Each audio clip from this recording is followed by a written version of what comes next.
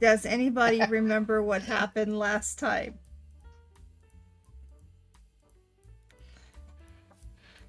No? Nobody? I know that Shiv Nathaniel says. went to go and get a lot of information. I vote Shiv says it because I kind of blanked out the last bit. All right. That's about all I remember.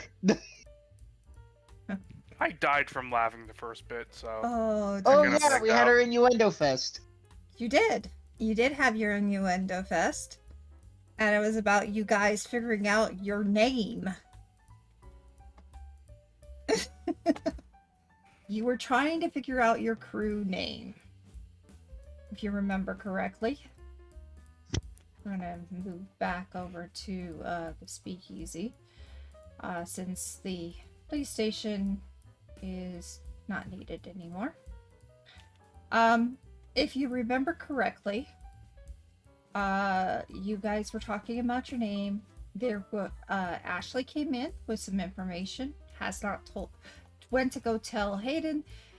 Hayden decided to tell her about a person that is in the speakeasy. That he needed to speak to. And Hayden and you guys had to listen to the newest of the crew, which was also a journalist. And this journalist gave you some information about some weird eye conspiracy that 3 fires are connected to. 3 major fires. Major fire between Boston, the one that is from Chicago, and London. They all had fires, and for some reason, it's connected through a certain glyph. Do you remember the glyph? Demonic glyph, that's all I remember of it. Yes, that is a demonic glyph. And you guys were looking at the information. Through the researching, you were able to easily track down that is literally the glyph to summon fires. Mm-hmm.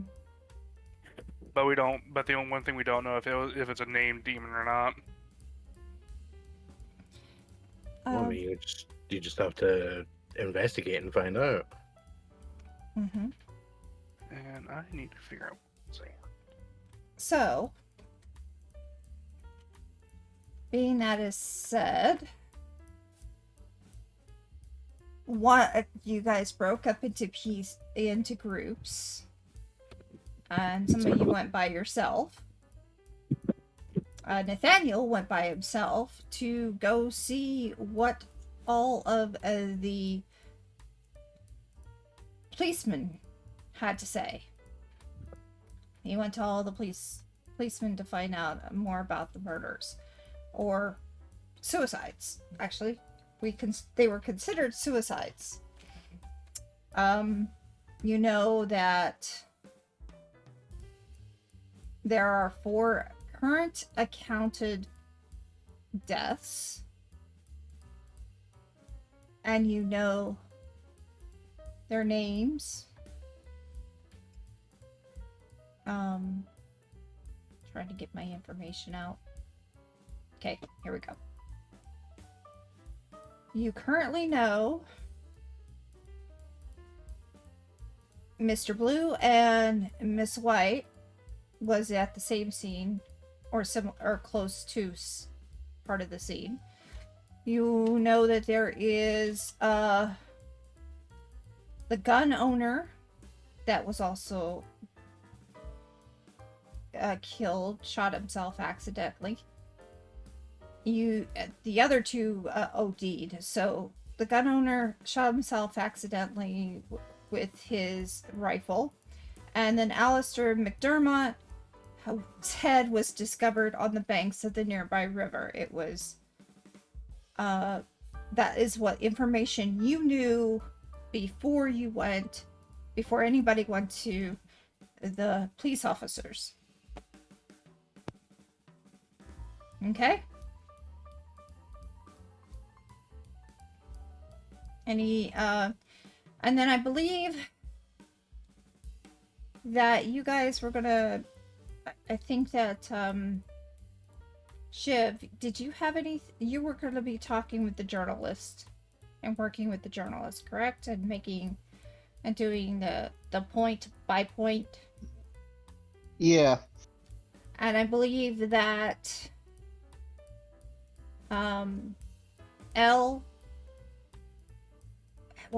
L had a few things that was being done, but was also working on trying to figure out the information of it becoming a demon summoning. And I believe that was also Cain as well, who had that information, correct? Yeah. Okay. That's where we're at. Cain was looking into it. Yeah. I forget what you guys were going to do about it. We were looking into it. Okay, at this point in time, Nathaniel's not back. He's not here yet. He is currently still working and acting like a boy towards the police officers and the police chief and trying to get information. He has not been able to get a hold of you for any way, shape, or form because, well, this is the 1920s. So, who Maybe wants to one start? phone and it was in the middle of the building. Yes, who wants to No, start? there wouldn't be one phone. It all goes through the switch phone, like the switchboards, Yeah. because you got the manual operators and stuff.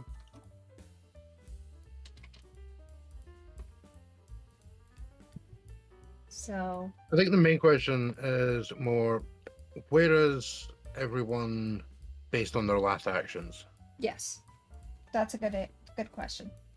Francis was in the archives, as I recall, with the Francis reporter. was on the archives on the floor last hour call. Cain and L were in the light looking around for like different books on demonology. Cain, especially on the demonology. So That's as far what I as we're recall. concerned, everything, the reason Nathaniel's not back is because it's still the same day. This is what we're doing while he's doing Yeah. that. Yes, correct.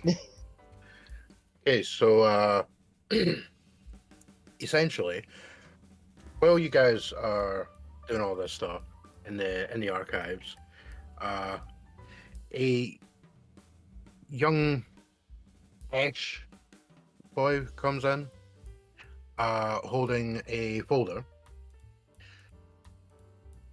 clearly going like straight through the room that you guys are in. Goes off, speaks with Nathaniel for a few minutes, and then comes back, walks straight up to L, and at the nearby table, slaps the folder down and says, "This is from Nathaniel. Like, it's not from him. I got it from him. Hayden says to give it to you." He just kind of, It's like, just, you know, yeah, it's just a boy, you should know what to do with it. like a teenager. Al is just waiting in silence to see how long he'll ramble on. He just Innocent kind boy. of he kind of stands there for a minute with like the hands out to the side, expecting you to do something. He gives it like 8 seconds before he just kind of drops his arms down, turns around, and walks away. Al will, like right before he does it, Al will just take 2 fingers, put them on the folder, and slide them slightly closer to themselves. Go. As the intern or whatever turns around to leave, Al is just slightly chuckling to themselves.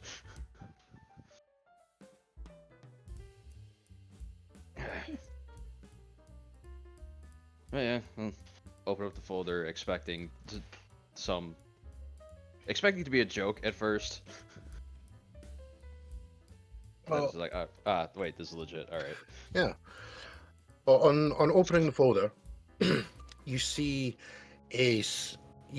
two rubbings of what look like tarot cards.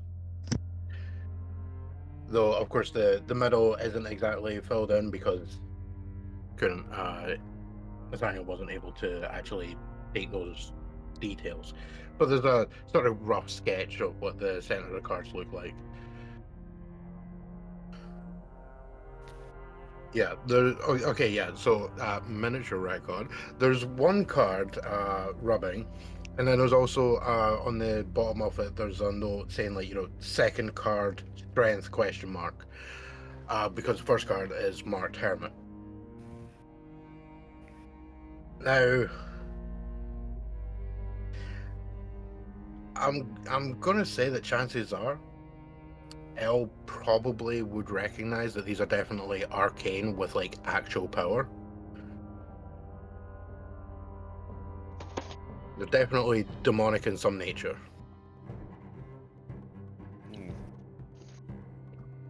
So they're targeting their victims. Great. I suppose it's better than them being random.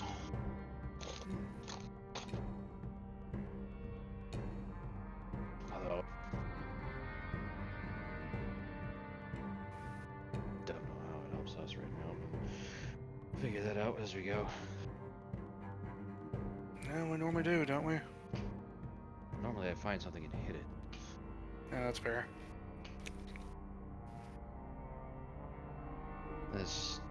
They're just gestured to the library around them. This isn't my forte. Yeah, same, normally. Well, then again, to a point it is, to a point it's not. Anyway, go drop this off with the brain trust in the other room. Hey, And that's where he's gonna go. Okay, so you guys are gonna go back into the speakeasy where they're just making out there. And The conference room, which is where Francis was. I'll drop that on there. Well, so we have evidence that these people might be being targeted. well, that's mildly good news, I suppose. Well, If people are being targeted, it means we can likely work out the next person who's going to be targeted. What do all the people have in common? Hands folder to you. That's your job. Yeah, there's a basic cliff notes of essentially the shorthand of what Nathaniel got, which is in regards to Alistair, cops ain't really that interested in investigating the supposed animal-related death of some random hobo. They're not really that bothered. They've got bigger issues to deal with. And of course, when it comes to the downtown thing with Miss White and Mr. Blue, there's a lot of pressure from higher ups, basically saying, "Make this go the fuck away." As cleanly as possible. Yeah, like clearly they don't want scandals and whatnot to happen, especially in regards to Miss White, because was a well-known socialite and everything. So it's a bit iffy. And in The regards fact that a to blues musician could be connected to the same means it's entirely possible that somebody could link them together as like a scandalous affair. Look, gasp. pretty much. That, could have been true if they weren't found out. I don't know. On the opposite sides of the building.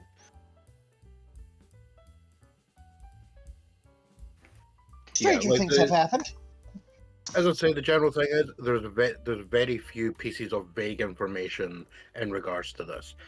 The main one being the fact that the gun store owner, they investigated it all, and came to the conclusion that it was a suicide because there's no evidence to say that someone else did it.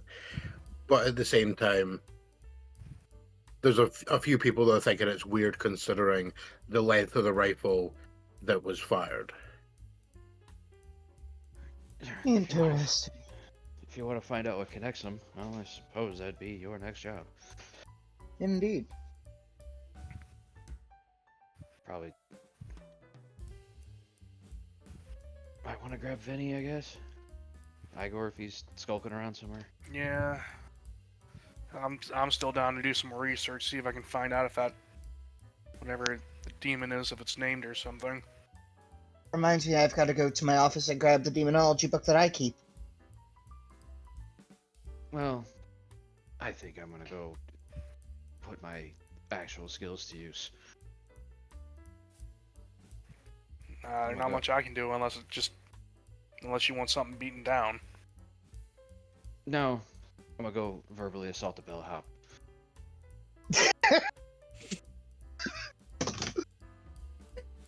Man, Cain's Are just you at kinda least shrugged. are you gonna at least take him to dinner first? Why? To verbally actually- insult him, at least have other reasons. I'm good. These two were found at a hotel. Who works at hotels? Bellhops, generally. Yeah, and And then Elle, on that note, Elle is going to leave the area. like, Turn around on a the heel yeah, and casually stroll out. well, hold on. The yeah and was aimed toward Flake. Put two and two together. I got what they're doing. I'm just being facetious. Oh, dear No. God, no. You're being fecal. I mean, I am a Little teacher. close. It's Cain right is at thinking this to himself, point "I'm that going you to break glance him." up. It's right at this point you glance up and see that a bolt falls out of the chandelier above you and it drops down and smacks you one. The universe is unhappy. Hey, I didn't have to do anything.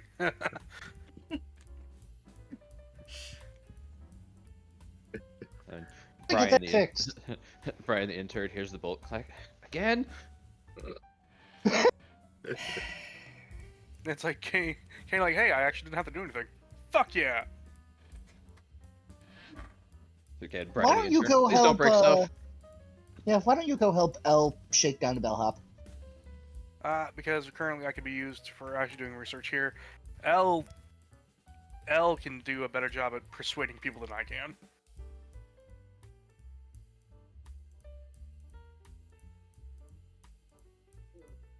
Best thing I'm good at doing is beating the fuck out of shit and doing research. It's about the only thing I can do right now.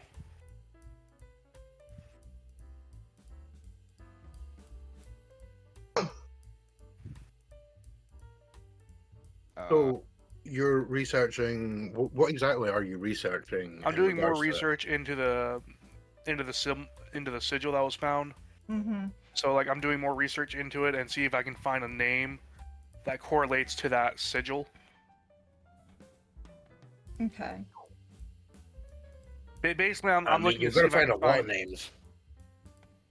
Well, I mean, like a specific name to it for a demon. Well, You got to find that's a lot of fine. reference to basically any fire demon or fire Okay, so element it's or anything. okay, so it's like a common Yeah. sounding sigil, not a highly specific one. Got it. the sigil we found is sigil for fire. Okay, gotcha. Okay, The demon that comes is random. Now, if you want to figure out, if you want to look into more specifics on what this demon is, you have to look into more specifics. Demon requires.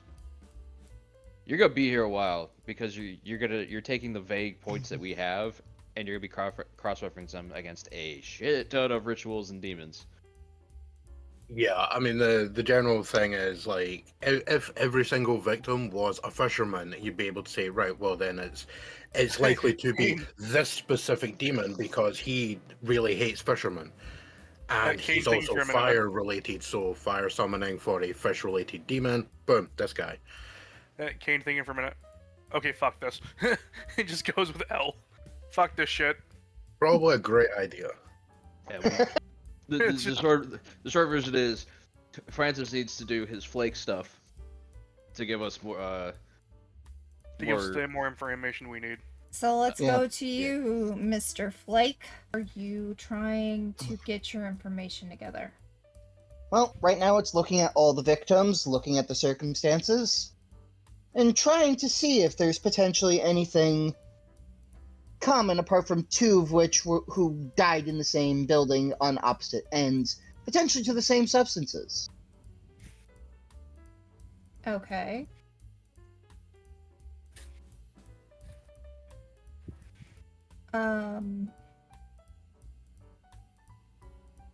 I guess you can give me a sharp roll, or you can tell me how are you going about it? How are you finding this information out? I mean, you were given an envelope. Yep, and it's got the quick precedes of the information, the fact that somebody wants to make all this kind of go away and blow over as cleanly as possible. Right. And you Oh, do I know. wonder. What do you wonder? Did Mrs. White or Mr. Blue have any connection to the school at one point? Would they have records of some description? What school? MIT. Yes. Yeah. Generally speaking, you ain't gonna get anything on Blue. Like, literally, his whole purpose is no one actually knows who he is.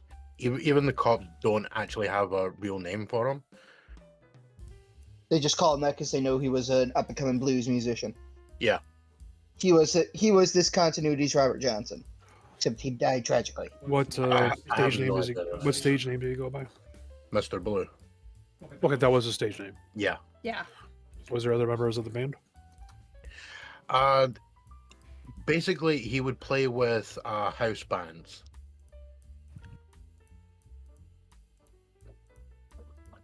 Okay, has the house band been interviewed? No. Then I suppose we should go try and find the house band. Wait, what house band? They were at a hotel. Sometimes there's a house He band at said- certain hotels, depending if they're higher end or whatnot. This back in the 20s was very common. It's not a leap to assume there would be other musicians likely that had worked with him in the past that would have been at this quote unquote party. Mm-hmm.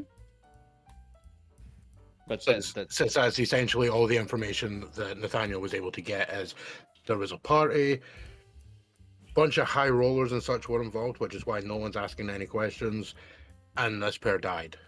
And it's the that suspicious circumstance. that is what I'm getting at. It's just like he died there at a party. I'm already on my way there. You don't know if he was playing there.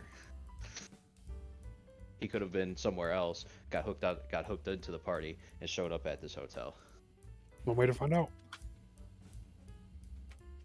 All right, well, you coming with? Aye. Way out the door to go to that hotel right now. Cain looking at the book. Before tossing it over his shoulders, he walks out with L. The book just casually hits Francis in the head. Yeah. Hey, Cain not even trying to. It's just, hey, trick shot. That term doesn't exist yet. As now. Yeah, it does. He just invented it.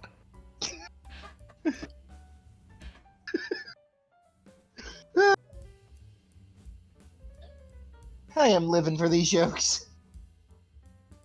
Actually, it sounds like you're dying for these jokes. They're gonna keep getting hit in the head. Yeah, yeah. Okay. Fair. To 3, potentially 4 people walking in the door. To And- the Boston Hilton. Vinny's first ride in the Mercedes to get out. Cain Like, just. Cain I still figured. riding his bike. yeah. We get out. So, what's it like not riding in a machine that looks like it's gonna fall apart at a given moment?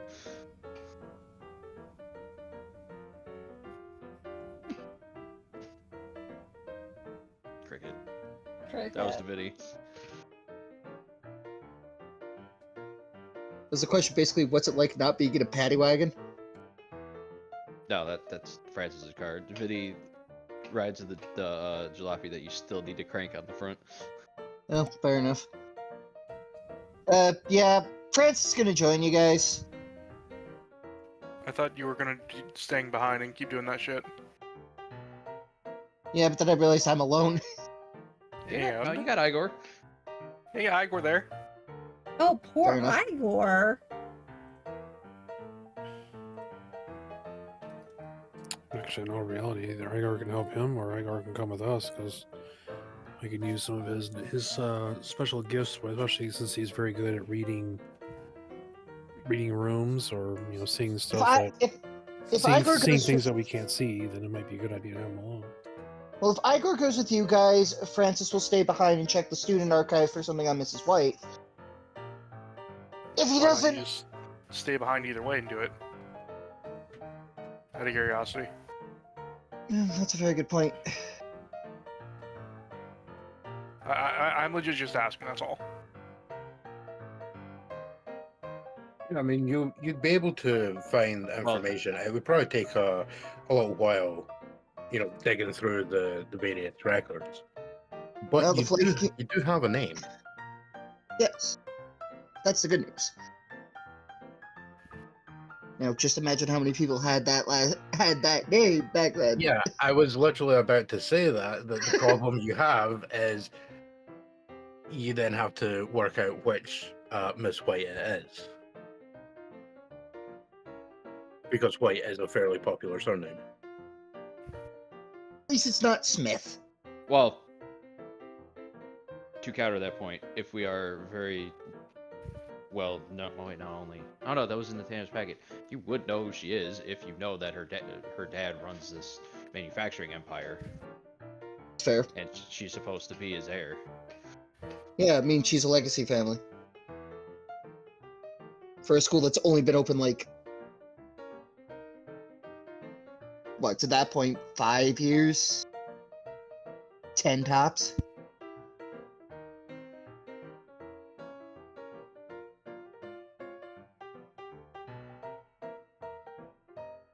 I mean, MIT's been around for a while. Yeah. MIT has been here about 5 or 10 years.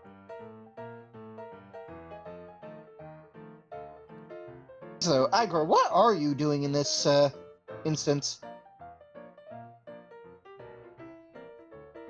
Igor's just sitting there looking at you guys and looking at the strange invisible lady. Well, I mean, you have a choice to make. 3 of us are leaving. Are you gonna? Yes, I'll go. You gonna go? I guess. Yeah, I guess he'll go with the 3 that are leaving. Okay. Never mind, Vinny is not riding in the Mercedes because it doesn't have a backseat. He's running on the roof. That's right. No, we're showing up in 3 vehicles. Yep, I got a Pinto. Good. Nah, I actually You don't have. I got the mental image.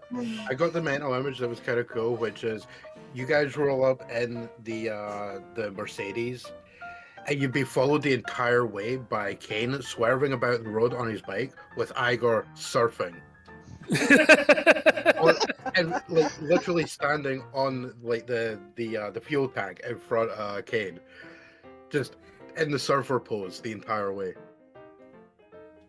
Yo, That would be fucking very- go with that, guys. People just looking across like, my God, I wish I could have the balls that guy has. Yeah, very, very, very Igor is just fucking lead singer of the Beach Boys is watching him go past, going, "Huh." That's My an idea. God, that really makes me want to write a surfing song, huh? And apparently Vinny's driving a Pinto. But what's Okay. even funnier to me is the fact that Igor's just T-posing on the fuel tank. So let me get this straight. Okay. We have Elle and Vinny in the same car, talking to each other, and we have Igor doing the surf on Cain's bike. With him going T-posing, right? Is that it? Sure, mean- why not? We'll have little suction cups attached to my feet while I'm at it. So I say, can like- get stuck to it. You probably got them from Francis. You do this only if you really want Igor to be noticed by a lot of people. Meh. Why not? Okay. It's a publicity stunt. As long as I don't have to make a roll to stay on, I'll Nope. be fine. No. We're fine. Okay. Vinny, you'll notice the entire way Elle is just rubbing their forehead. You don't understand how they're driving while barely looking at the road.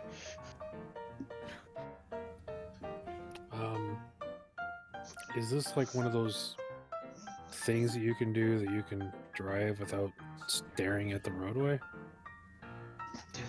Do they not understand subtle at all? And then they'll gesture behind them. It's just what pops in my head is like, wait, it's Cain. No.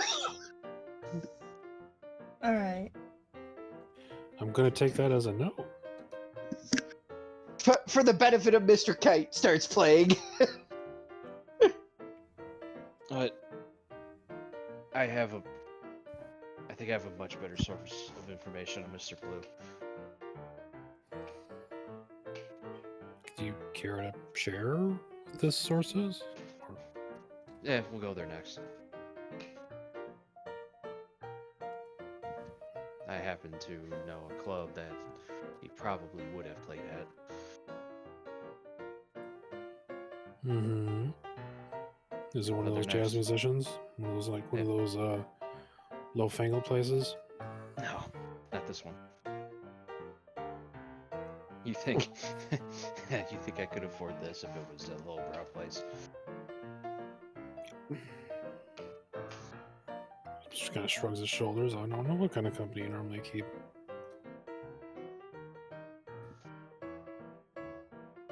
Suppose you'll find out.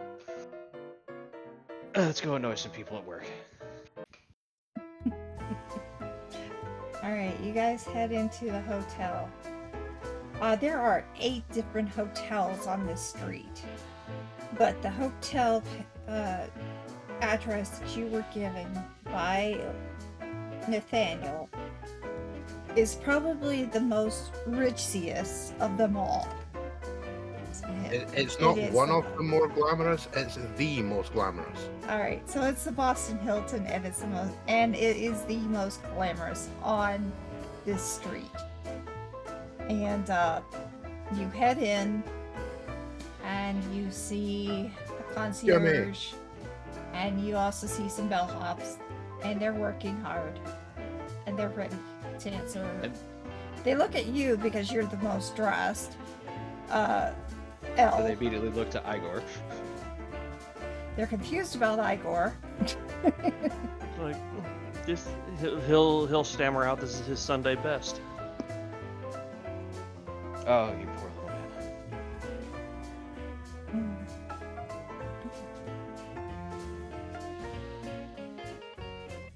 Are you all together?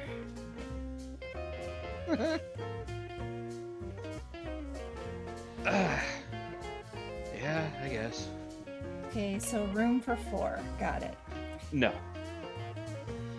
No? no. See, we're gonna need to talk to your supervisor about a very sensitive topic. Involving the colors blue and white. And everybody gets silent. Yeah, that's what I thought. I'll be right back. And one of the concierges head into another room. I was just going to sit in the waiting room, pull out a cigarette and light it while waiting. One of them immediately comes over and like nudges the little waist-high ashtray slightly Yeah. closer to the chair for him, for them. Oh, thank you. Yeah, no, smoking's really bad for you. You know, this is the 20s and smoking's good for you. That's not what the commercials tell me. Exactly. Surgeon General approved. Okay. Also, we'll stop one of the bellhops. Could I get a... let's go with a whiskey sour. Double. Yeah, you're when you order that, the little bellhop guy, he's like, he can't possibly be more helpful in how he's being. He quite clearly wants to earn that wage. So immediately rushes off, comes back off you like a couple minutes later with the drink, puts it down and everything with the little paper square. Thanks, brain tissue. Yep. Napkin? That's the one. Napkin. Yeah. I will slip him $1 for a tip. He will Sorry. be very Jesus. thankful. Sorry, I don't keep coins on me. Well, considering how much that is worth. He'll initially be like the standard amounts of thankful for, like, you know, getting a couple quarters or whatever, and then realize, oh shit, I'm holding $1. Oh, thank you. Tons of bowing and everything. Basically It's runs like, away. Oh shit, I'm holding $1. Oh shit, I'm holding $1. Yeah. Probably three sips later, a Mr. Bronk comes walking out from behind where the reception area is. Very formal looking, high-end suit and everything, and he's got a little name badge on him saying manager. And he comes over, hands clasped, with the other bellhop that was sent back to find them. Just kind of looking across the group for a moment, and then just... I'm told you're interested in a recent event. Yes. Would it be... it would probably be in everybody's best interest if we moved to a more private venue. Right. And he'll kind of just turn around and sort of gesture for the group to follow him, and he'll head back towards the little offices behind where the reception is. Yeah. I will drain the rest of the whiskey sour. Without looking, hold it out to their left. Immediately feel it get taken away and keep walking. Yeah. And then as you're walking away, you could hear like a couple of bellhops there, and one of them's going, "Give me a buck, holy shit." And one of the other ones there being like, "Damn it, how come you got all the good service?" Like, I've never even seen $1 before. Some of them, yeah, they probably haven't actually been given a buck as a tip. Because that's how the rich stay rich, because they're stingy. True. Unless you're Ellen, who honestly doesn't care. Yeah, but that's the thing. They don't care about the money, whereas most other people would. So yeah, he leads you back. There's a couple people kind of giving the group looks, and that is, you know, clearly not the standard type of people that they would expect to see being taken through the back to the offices. Leads you down a couple, you know, past a few doors and that, and eventually into the office, which is quite well laid out. A big desk in the middle, and he kind of gestures to some chairs. There's a couch, like full-on leather couch on the back wall, and there's a couple of not exactly like full-on lounge chairs, but like definitely a step up from, you know, like office chairs kind of thing. Sitting at the desk, he just kind of gestures around to the seats and takes some seats, and he heads round the other side and sits down. And then, like, gestures to the name badge. I'm manager, Mr. Bronk. I would enjoy your names, and what can I help you with? Upon entering, I will put their hat on a random hook, and if not, the corner of a chair. Oh, there's totally a hat stand behind the door. The coat that they wear, they'll put that on there too. Sit down. Well, you can just call me Hal. Then wait for the others to introduce themselves. You can call me Cain. Mm-hmm. Vinny Finch, sir. At your service. Private investigation. Ah. Igor's kind of trying to crawl up on the couch. And he's like, he'll stutter out, Igor. Interesting. Okay, so how can I be of assistance to you fine gentlemen? And he kind of stutters on the word gentleman, glancing across at Igor. He kind of has a look like he's just hoping you don't scuff up the couch. Oh, he's crawling all over it. Like a I cat. thought you were about to say, don't worry, he's house trained.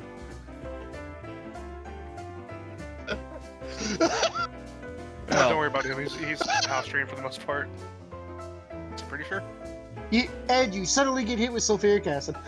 Just say L kind of just turns their head to Cain.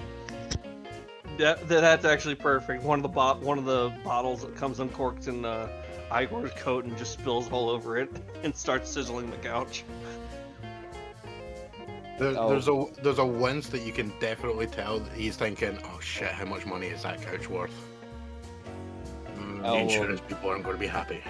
Yeah, L will take their little finger, run it up their nose, up the middle of their forehead, and down again a couple times before looking at Mr. Bronk. Well, we're looking into the deaths of Mr. Blue and Miss White. Mm-hmm. And we're here to procure whatever information we can get on those. This is a private investigation, and we prefer it to stay that way. This has nothing to do with the police department. We are strictly third party, and everything that we learn will not make the papers if that is your worry. I'm definitely not happy about anything said within this room reaching the papers. We also don't want that. I am heavily implying that we are working for somebody powerful, and I'm hoping his little pea brain is going to assume that her dad had hired us. But I'm not going to say it. Because then I'm not lying. To put it plainly, Mr. Bronk, that we are working for a very interested party into finding out the more particulars as far as what's happening in this, and as well as you have made it clear, you don't like to make a lot of noise based on this type of information. We would rather prefer to do the same. So, with that and keeping that in mind, if you just be straight with our questions and give us as much information as you're capable, and then we will keep all this nice and quiet. And that leaves us both happily outside of the reach of the press. Would you agree with that, sir? I would definitely be more likely to assist any concerned citizen's interest, as long as nothing ever leaves this room. So, you're interested in the event a few days ago. Yes. Well, I can't say who informed the, not informed, who was in charge of the event. You understand we have a lot of high-end clientele, and privacy is utmost important. Though in saying that, we really don't want to have the rumors of the suspicious deaths occurring here.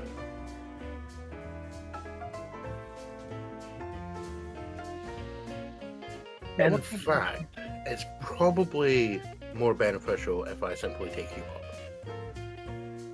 And he'll, like, straight up just stand up and pull open a drawer. Massive bundle of keys. There's, like, way more keys than you can immediately count on a rather sizable ring. It's Okay, then. really Now, this floor is currently not being used, or this area is not going to be used. It is still under investigation, but on the down low. I will hold up their hand before we get to that. There are questions that we have cannot be answered by simply staring at the scene. And you unfortunately hit upon the head of one of those questions. and what might that be? Who organized it?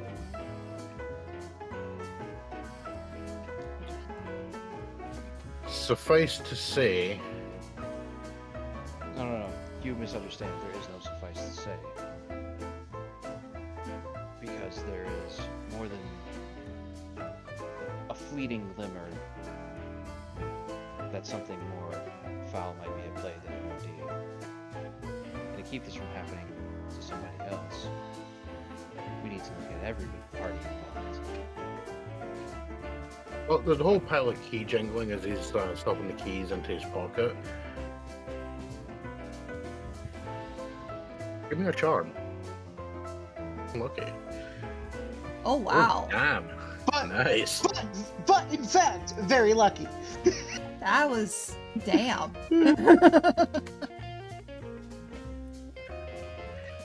Yeah, in the process of like stuffing the keys in his pocket, he kind of looks at you as you're saying that, and there's almost like an ever so faint moment where he kind of, it's almost like he deflates a little, and then says, "All right, look, White's father. He puts together parties for investors, you know, business people that he's interested in dealing with, basically button them up. We make a good amount on these parties, and everything stays quiet." What kind of events are at these parties, like specifically? Depends on who's actually invited. Are we talking about your usual flair, booze, prostitutes, or are we going something more exotic? I will give a slight chuckle. You're underselling it on your own, nurse. Wait, who are they talking to? That's a comment toward Vinny, where there's just booze and prostitutes. Yeah, he's kind of like see, this is exactly what we don't want getting out. I would personally prefer that we didn't host these kind of events. Some of them I find highly distasteful. Mm-hmm. But I'm not the owner of the establishment. I don't run the company. So You still haven't answered the question, sir. As far as yeah, what he kind of kind of events? gestures as like, do with that information what you will, because I'm basically pleading the fifth. Like there's a definite inference that no matter what you come up with, they probably host way worse parties.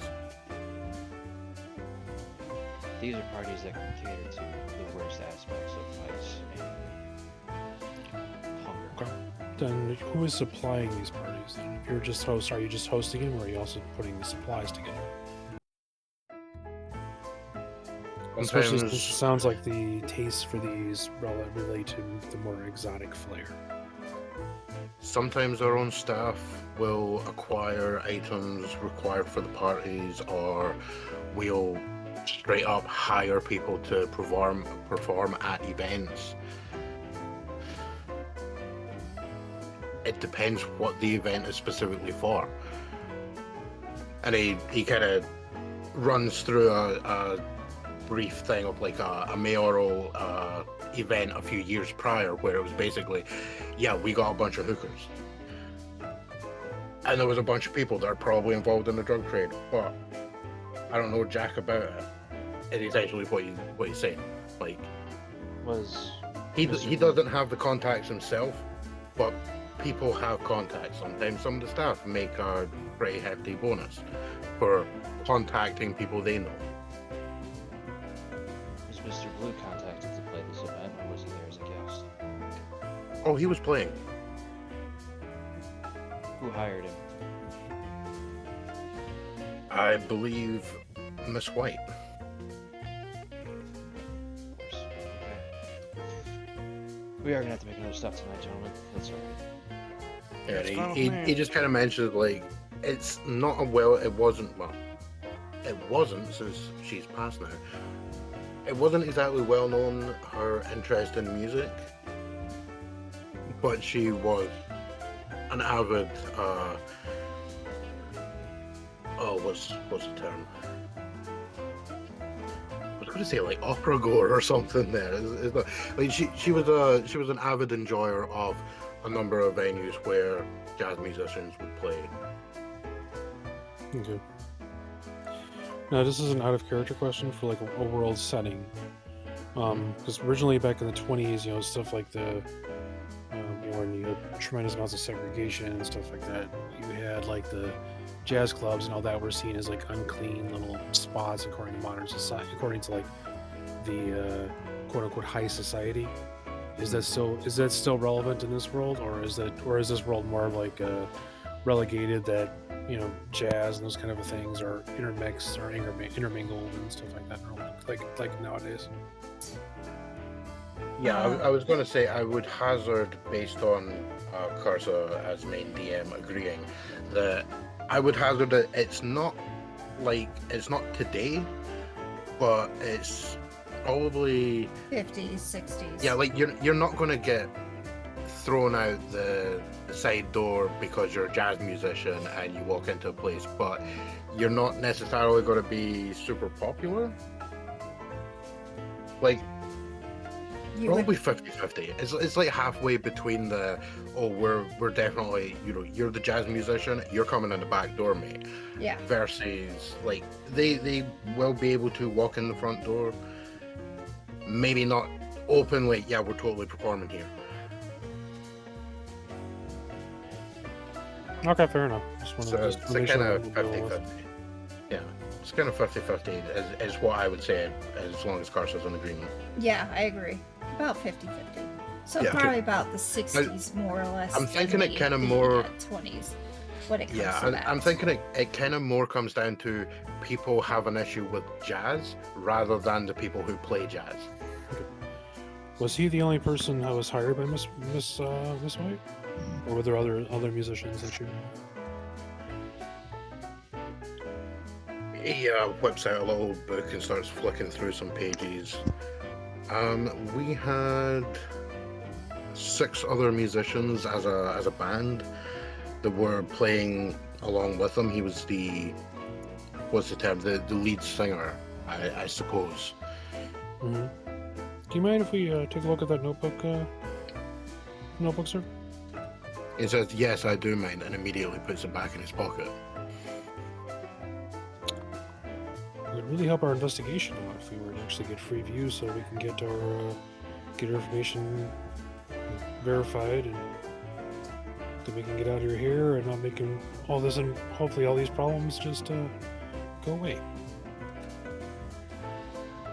Who do you plan to verify with? The speed with which that happens, of course, is based upon your cooperation, sir. Who do you plan to verify with?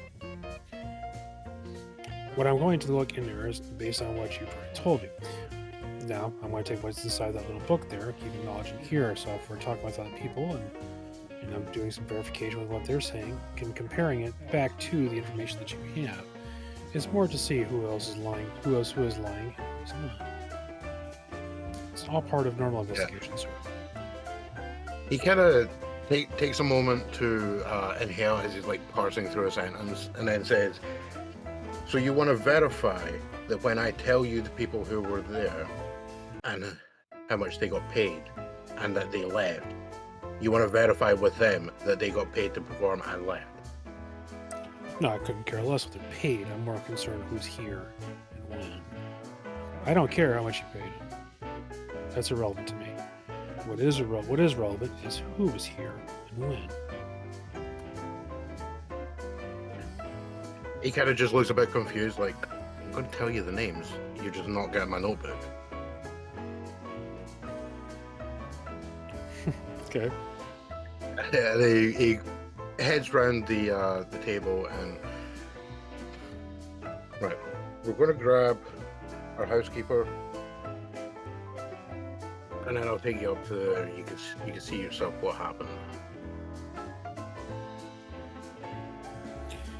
Sure, we can do that.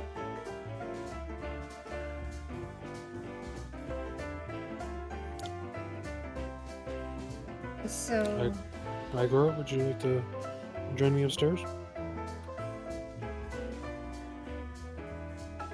Do what now? Igor's kind of just like falling asleep on the couch listening to you guys. Would you mind joining me upstairs? Sure, We'll sure. take a look at the crime scene. He'll crawl off the couch and try and wipe up the stain. Smears it even worse. He'll stutter out a sorry and then just run.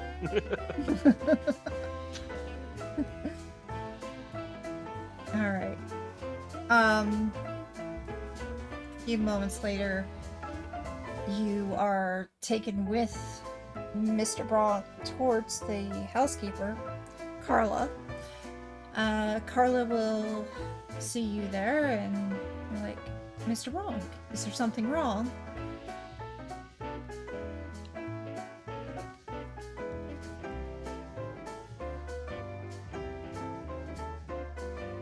Or what? Is there something wrong, sir? Yeah, come here. And he kind of snapped his fingers a couple of times, like, come on, let's go. You see a rather Eastern European lady. I'm not going to do the accent, so don't even think about it. Head over to Mr. Bronk as quickly as she can. And yes, sir. Yeah, he'll basically. I'm assuming the group's following along, yeah. Yeah, I'll get up, grab their hat, take their coat, throw it over one shoulder. Yeah, he heads back out and heads for the elevators. And there's a bit of like low kind of whispering going on between him and Carla, who has a name badge on stating, you know, Miss Henderson, head housekeeper. There we go. If we can figure out words again. Yes. Yes, and you know, from what you can hear, it's basically just like, I got a bunch of people asking about that stuff that happened a few days back, and are the painters finished? And she's like, no, and he's like, oh shit.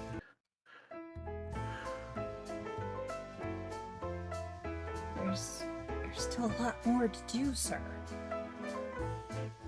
Oh crap. And we can't seem to get rid of the stains. We'll deal with that. We'll deal with it. They keep So, coming yeah, back. He heads in and basically gestures everyone to come into the elevator with him as he's digging out the key. Because you can see that the most of the floors actually do require a key, because usually there's a elevator there down there specific to it, so that no one can end up going to rooms they're not supposed to, or not rooms but floors. Mhm. Stairs are full. Yeah, but stairs are there for the people who walk around with the luggage. Not the fine, upstanding clientele.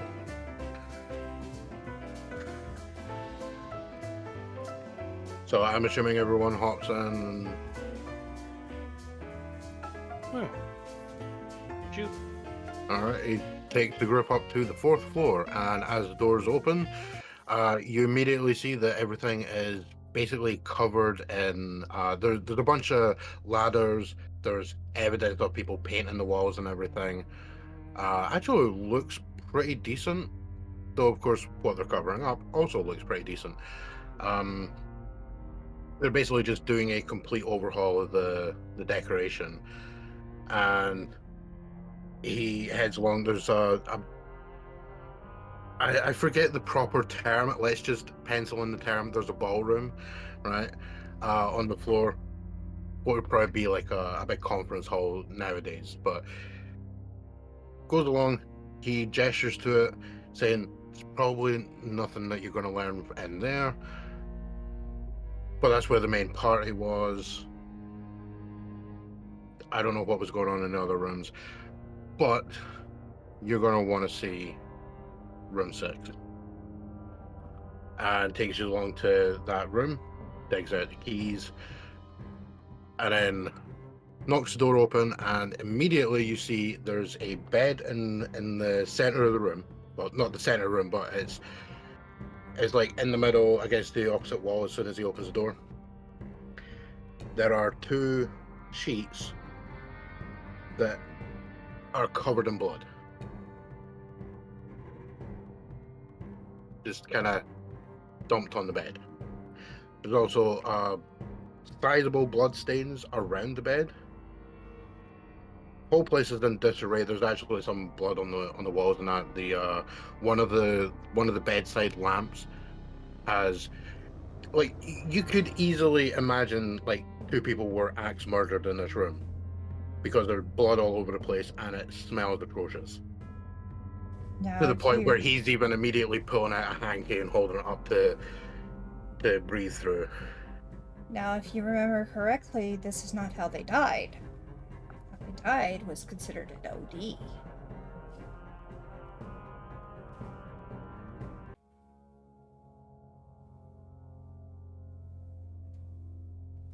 Okay, according to the report, was there like an official medical examiner that signed off on it?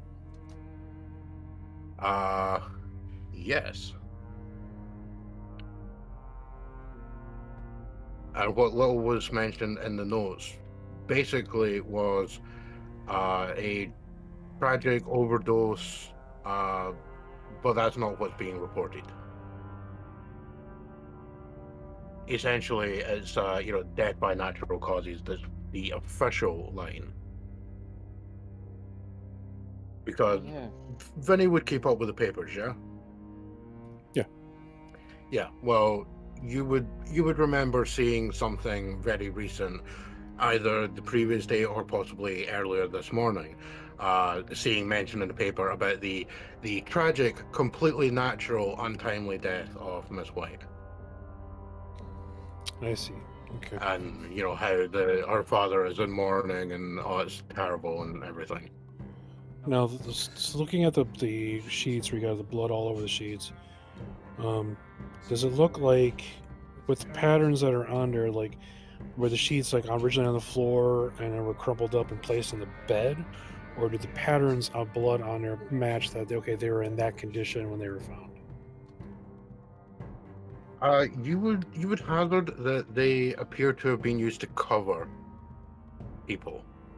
Like, Okay. and they've kind of been sort of shifted off to the side because they're kind of central to the bed. Now the flooring where the the blood pooling and stuff like that was done. Is that the floor's carpeted or is it a hardwood? Oh, it's carpet and it's very ruined. So it is carpet. Okay. Yeah. Now the pooling. Opposite the door on the other side is a brand spanking new carpet rolled up on the floor. Okay, like it's going to be put in eventually. Yeah. After all one's taken out. Okay. The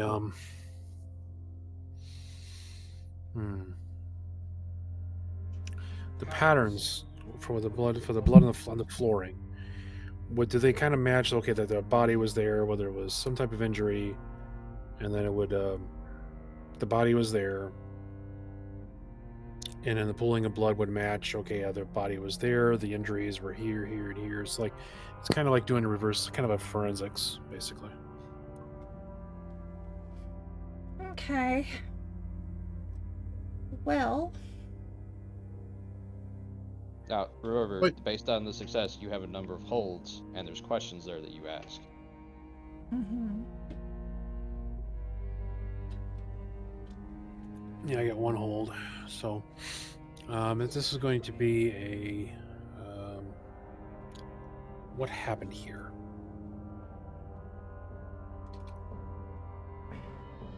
Well, with your what would be the right term? Not exactly CSI forensics, but a forerunner to CSIing. You can basically piece together that there's a few spots like leading into the room that kind of look like someone may have been carried in, or like at least helped into the room in some way. Likely covering their mouth as they're basically vomiting up blood, and was sat at the bed. And for the most part, it kind of looks like they were basically coughing up blood everywhere around them, until eventually they were probably laid down, because you kind of notice as you have a look at the sheets, it kind of looks like it sort of looks like what you would expect to be when someone's lying down and the sheet is placed over them when they're covered in blood. Okay. Now, is there any with the vomiting of the vomiting of blood?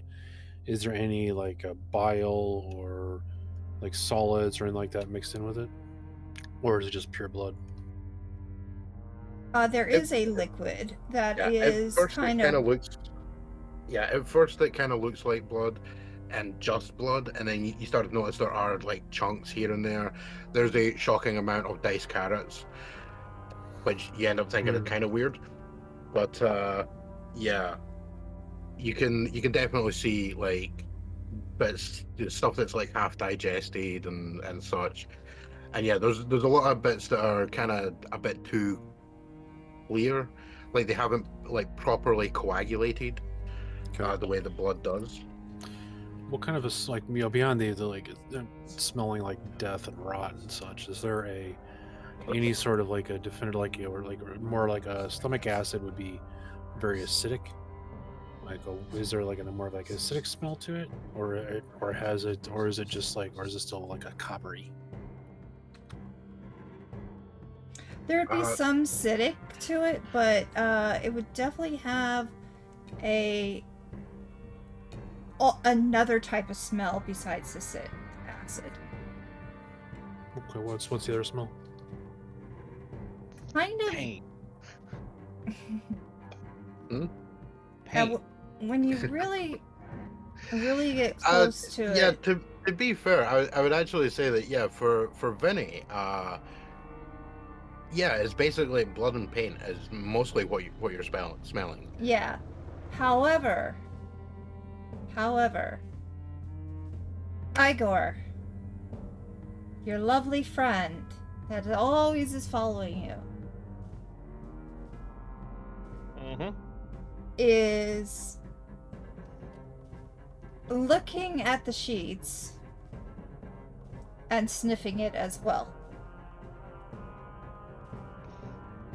Igor is very confused looking at her.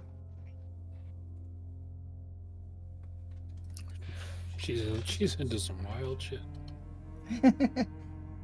As you're looking, she's pointing. And it's like he's giving as weird as he looks already, he's giving a very odd look to this individual that only he can see, and he just kind of shakes his head, but he goes up to him and he just kind of looks at the sheets and gives them a weird sniff. You've smelled this smell before. It's a And smelly it's a smell. very, very That faint. smells It's a very smelly. faint smell. Okay. Mhm. It's probably been in some of your drinks occasionally. It would Yeah. kill another person, but it's probably been in one of your drinks before. Do I, You can, know what? can I make a roll or something to know what this is? Sure. Yeah. What do I roll? I'm going to suggest weird. Weird. Weird. That's I odd. clicked it. I clicked it, but it didn't roll. Okay. Why aren't? Oh. Never mind.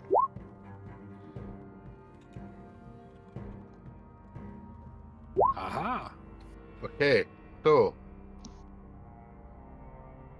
yeah, we'll take that first one there because I assume it's your it's roll 20 being weird. So yeah, when you take a little sniffy sniff, you smell almonds. Almond? Ah.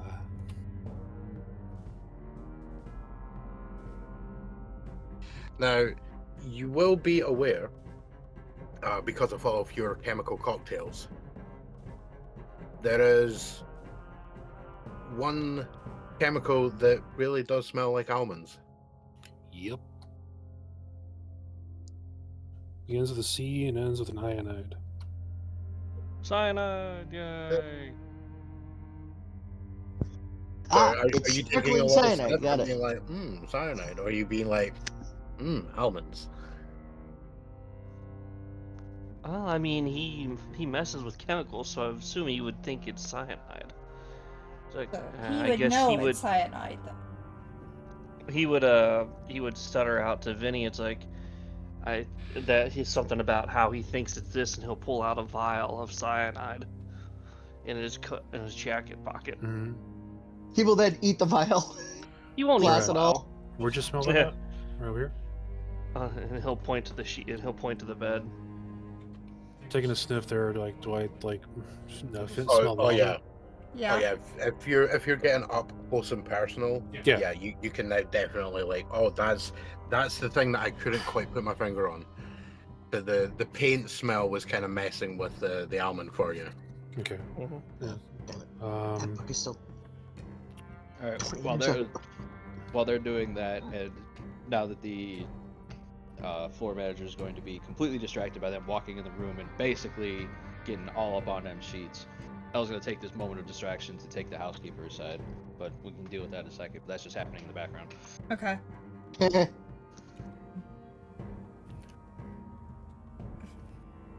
Kane's gonna just kind of walk around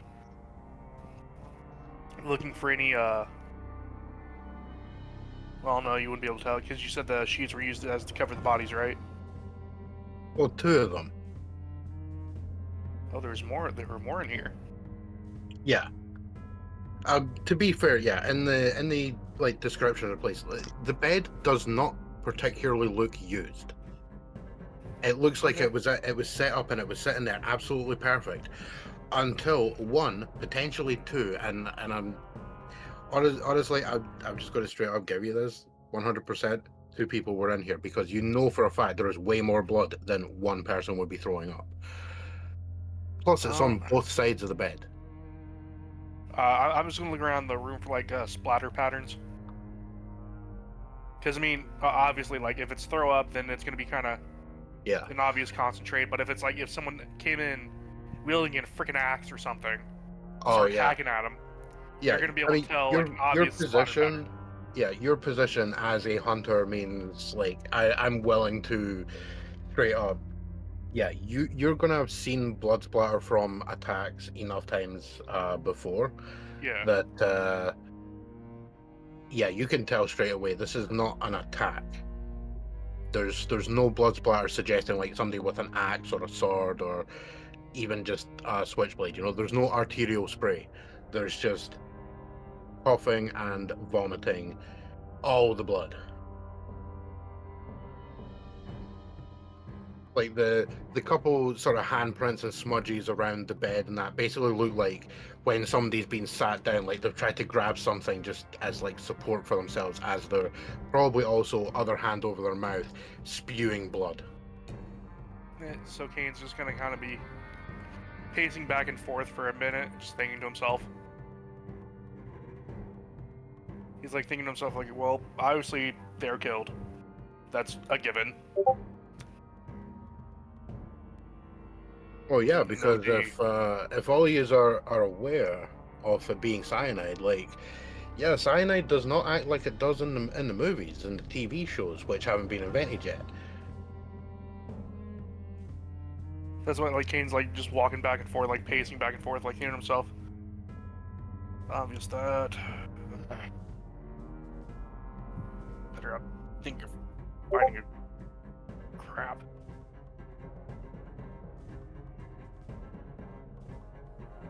So, yeah. There's no like CCTV, right? Though. No. Like, that wasn't invented. No, it wasn't. That wouldn't be invented then. No, essentially, you would have to hope for witnesses. Yeah, I guess I'll roll a sharp just to kind of look around and see if I can find anything like out of the ordinary that shouldn't obviously be there. I mean, fair? Like, or like obviously like something like, because my thinking is okay, like, okay, there. Wait, so say if there were two people here, but considering that did they find the bodies covered up, or did staff come in and cover the bodies up? Well, then you gotta ask the staff. Yeah, you gotta speak to the staff about that. Yeah. So that'll be the next thing is like, well. I mean, to be fair, I don't think you actually need to roll for this. Are you? Yeah. I'm not do gonna you roll have your eyes open? Yeah. Then you will clearly see on one of the nightstands what looks like somebody's tried to clean up a questionable white powder. One that might be cut in 2 lines. Great. Okay.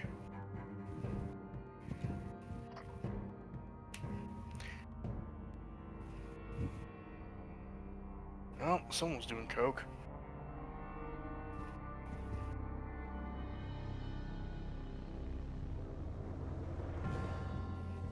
He's gonna actually kind of mutter that out loud a little bit.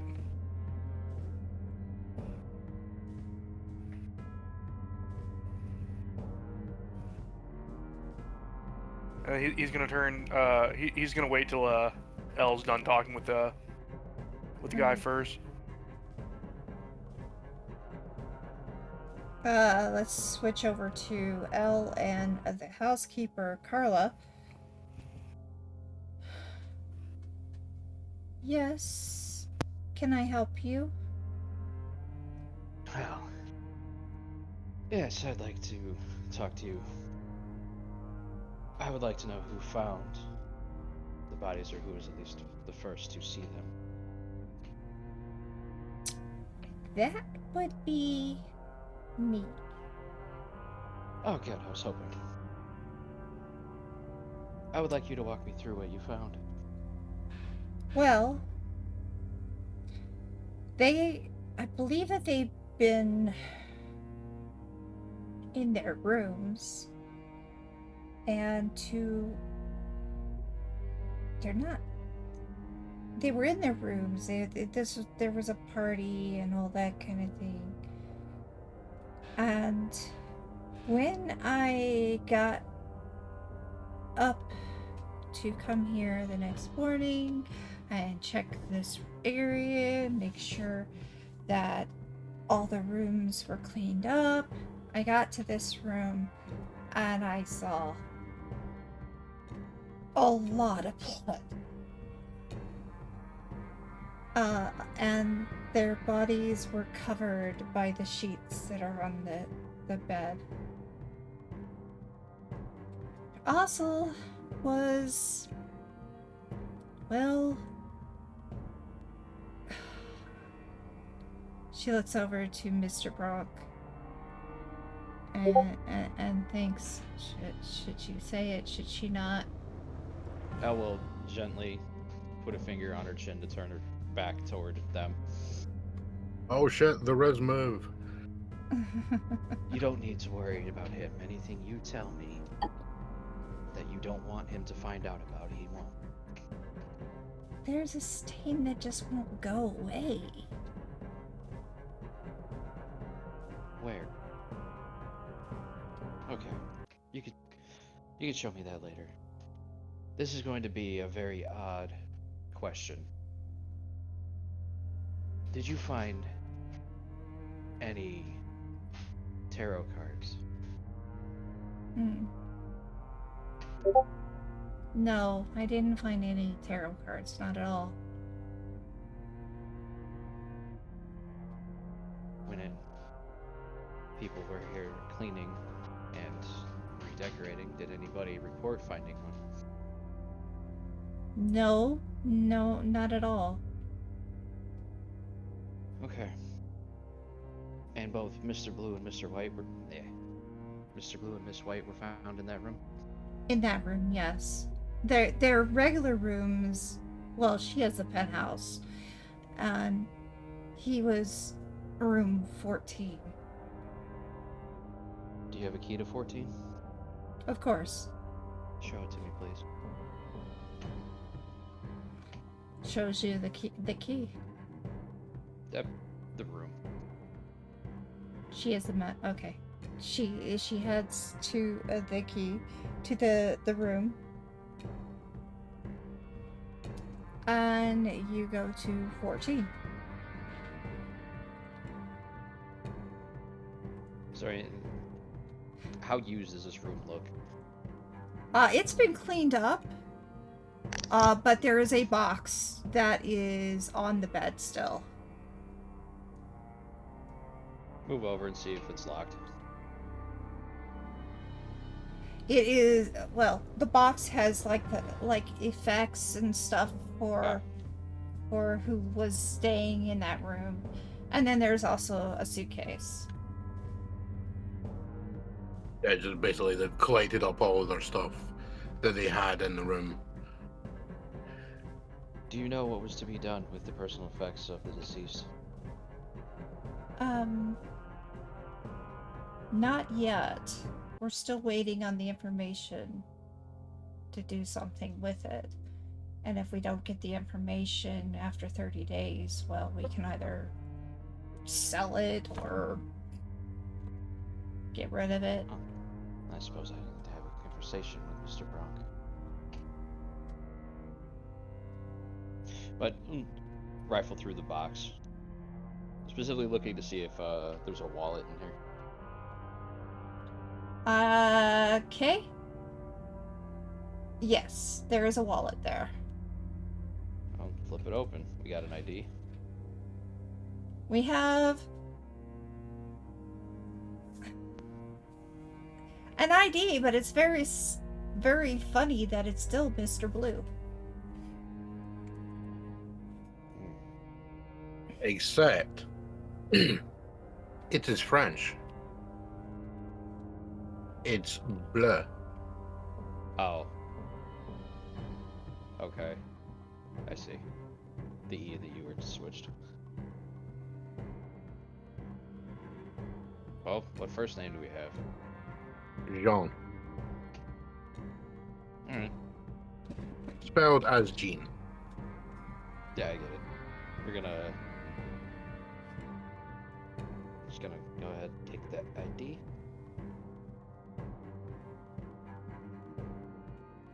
Alright, well...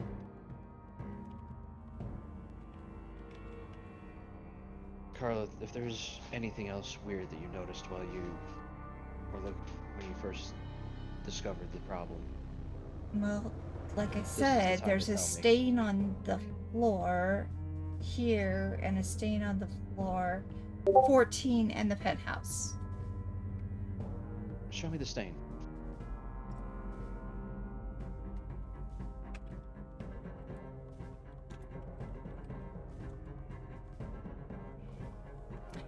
And it does show you the stain. It is slightly off center from under the bed. It's like a stain in the carpet? Yeah. Alright, I was gonna push the bed aside. As you do. Well, okay. I was go ahead if there's something else, because... No, go ahead. Well, if it's in the carpet, I was gonna turn to Carla. Well, I think you're gonna need to re-carpet this room as well. And I was gonna rip up the carpet where the stain's at.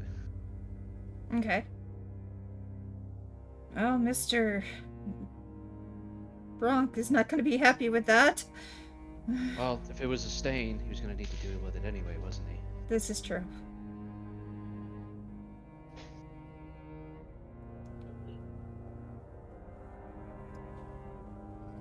Oh, is there anything under the carpet where the stain is? No. Just it soaked through to the floorboards when you took off the carpet. And I'll look you up to the... see it again. I'll look up to the ceiling. Is it on the ceiling too? No. Alright. Check under the mattress. No. Is the mattress stained at all? Yes, it is actually stained with, well, some the same one. Unknown fluids. unknown fluids. No, they're known. Aww. Someone's been playing FromSoft games and unfortunately got the sticky white stuff everywhere. Yeah. Exactly. I'm specifically looking to see like if that same stain is in the same place on the underside of the mattress. No. Alright. Well, I do apologize for this. You might want to look away. And we're gonna punch through the floorboard. Okay. Fuck that floorboard. It looked at me funny. I want to see if there's like some fucking voodoo charm or something hidden under the floor. Like this is how they marked him. No, there is no charm. Or the tarot card. And it's not there either. Well, I'll pay for that damage. Don't worry about it. I'll take care of it. Right at that moment, you hear, yeah, you bloody well better. Mr. Brock's still in the other room.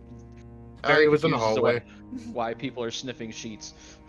He was in the hallway, and then he saw you wandering off with the housekeeper, and then heard a sudden smash in the other room. He's totally coming across to be like, the fuck? So, from this room, where would the penthouse be? In a horizontal fashion. Basically just point down the hallway left to right. To the left. About how far? Down to the end.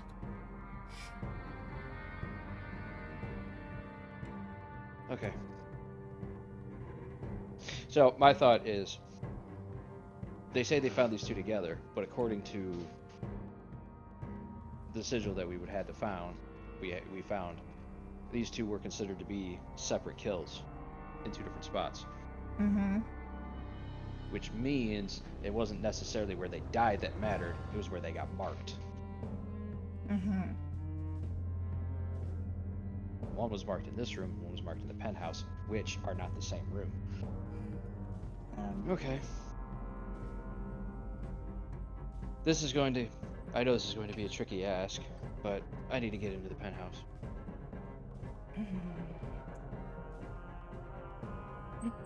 Oh. With both of them there. Oh no. Mr. Brock is in the room now, so I Yeah. He kind of looks at the hole in the floor. Yeah, I don't need to do that again. Don't worry about it. I certainly hope not. I'm gonna have to lose my job over this. No, you won't.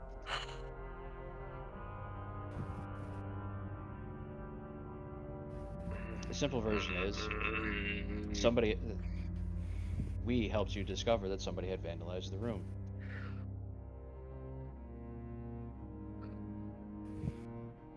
Okay.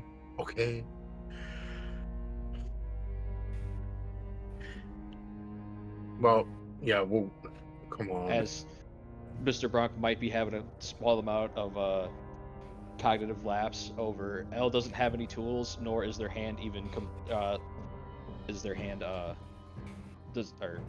Oh, he's not even. There's no damage on noticing their that. hand. Yeah. Yeah, he's not even noticing that, but he's kind of thinking like, shit, the floors are tiled up there. If this weirdly attractive possible dude punches the floor down up there,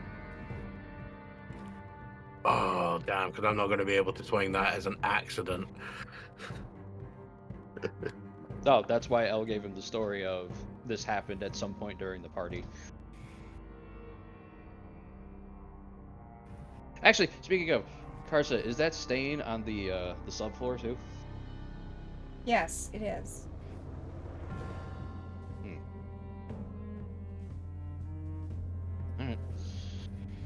Alright, well, Sketchy shit. Doo-dah. I understand, Mr. Bronk, if you don't want to leave my companions without supervision. So if it's okay with you, it can just be me and Carlo. Why do I feel like I'm going to regret this? Yeah, he kind of gestures off. You've got the keys. You know, he's saying to Carlo, you've got the key to get up there. Come on, L's a horn dog, but it's not. I'm gonna be on the job while on the job. Oh yeah, I mean he's not thinking that. I mean I might be thinking that as a kind of amusing aside, but Right. yeah. So you head up into the penthouse area with Carla. He basically watches his head off, and then he immediately goes back to standing there, like arms folded, kind of scowling at Igor sniffing stuff and talking about cyanide. Yeah, we could bounce back to the others during the elevator ride up to the penthouse. Well, that goes to him then. Yeah, that goes up like 12 floors or something. I don't know how many floors the Hilton has, but obviously penthouse is the top, so you got to be there for like, I don't know, 4 or 5 minutes just going up the elevator. Yep, the music's playing. Girl from Ipanema's one. Yep. Yeah.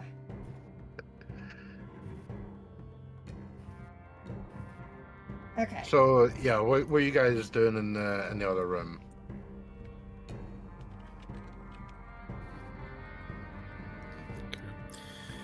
The vomiting of blood with the cyanide that he measured there, was there just one body found here or two? Both bodies were found in this room, correct? Yes. Okay. The cyanide that we're smelling.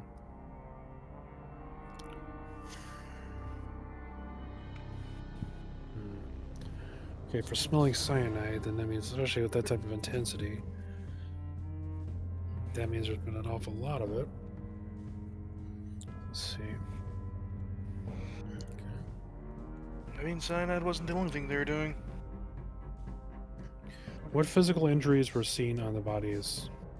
Was it like, chopped in half, or was there like what kind of like actual injuries were there? Are you asking Bronk? Well, I'm asking, like, would my character know this at all, or no? No, everything basically is just the vomiting up blood. I mean, okay. I have no idea. Okay. Yeah. Also, there was no inference that anything had happened to the bodies. At least not in Nathaniel's notes. So when the bodies were found, what kind of physical injuries were actually on them? Is she actually asking Bronk? Yeah. He thinks for a moment. There was a couple small scrapes here and there. I believe he had a knee brace for a previous injury or something. But no actual, like, there wasn't any fight or anything. I had some security personnel here at the time. No fights, nothing like that. I'm also assured that this is not violence related. He kind of shakes his head like, there's a better term that I can't think of, but you know what I mean. This was obviously this was a violent death, but it wasn't a violent death. So the violence that you're seeing here was nothing from was all from the blood vomiting of blood and so on, nothing from the physical injury, correct? To the best of my knowledge, yes.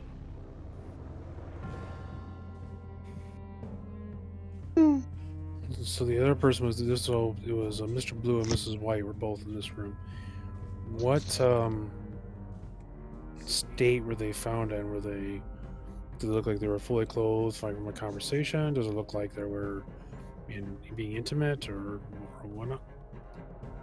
From what one of my associates informed me, they were both in the party and he gestures to the hall.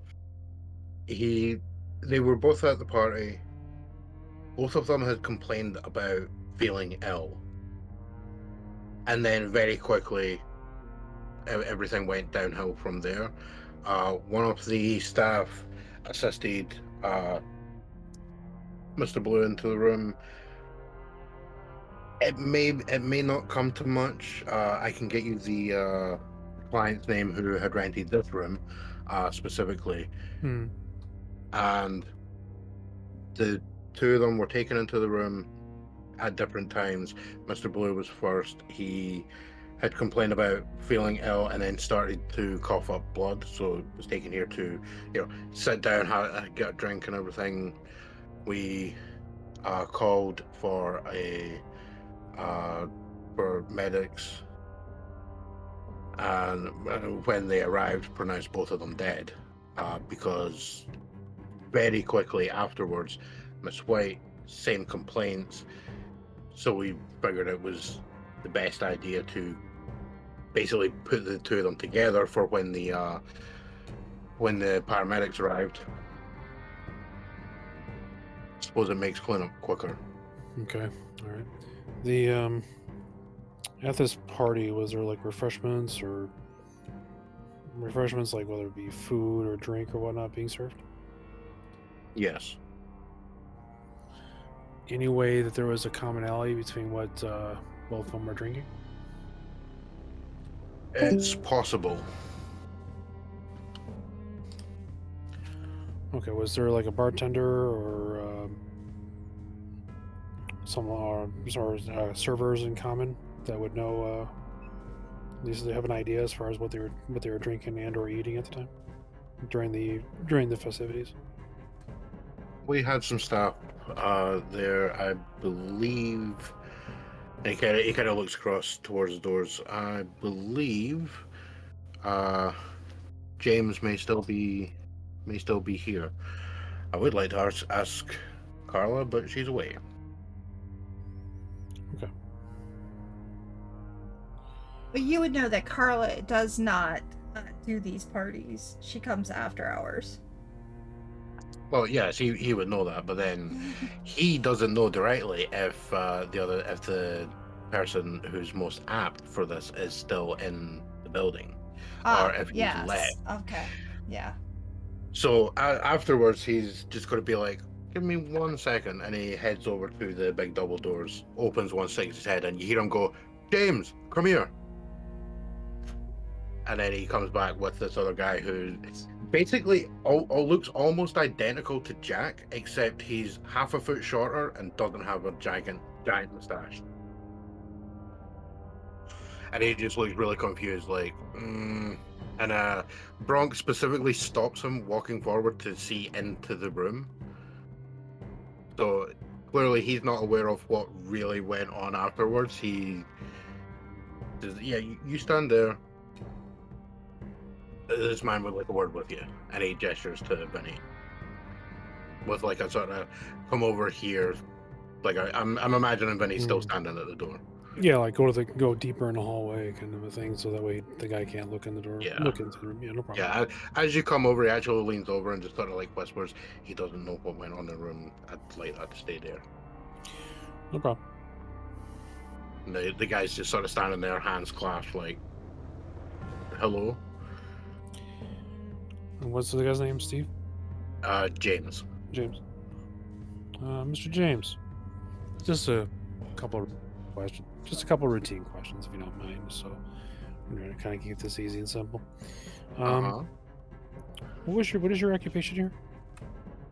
I deal with the bar. Okay. Do you also deal with, you deal with drinks, obviously. Do you also deal with food? Yes. If we need extra servers. I'm not a chef, but I'll bring stuff. Okay, that's good to know. You deal with also, but you cook a few things. You as needed, of course. Like if you need help in the kitchens, kind of a deal, or are you just mostly just out there for serving, whether it's for serving drinks or serving food, things like that. Mostly serving, yes. Mm-hmm. Okay, that's good.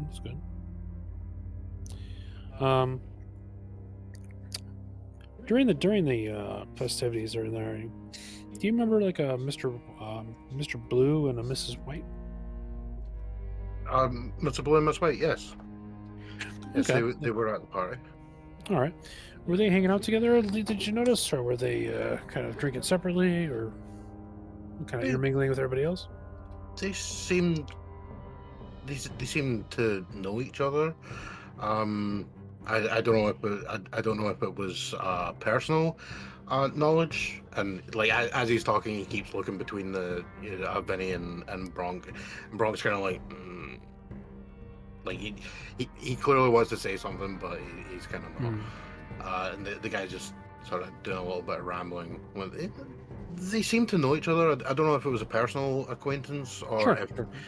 Like she liked a lot of the jazz music and such. Sure. Okay. Did they were they drinking quite a bit during the festivities? He kind of does the chin stroke. I wouldn't say more than most. Okay. She got a little bit tipsy, but not like drunk. What was she drinking? Yeah, like they were both drinking martinis. They both were. Yes. Okay. Were they? And were you the only bartender there that night? Not the only bartender, but that was my main duty last night. Okay. Now, when they got those martinis, they get them from you? Yes. Okay. Just to kind of help me out here a little bit.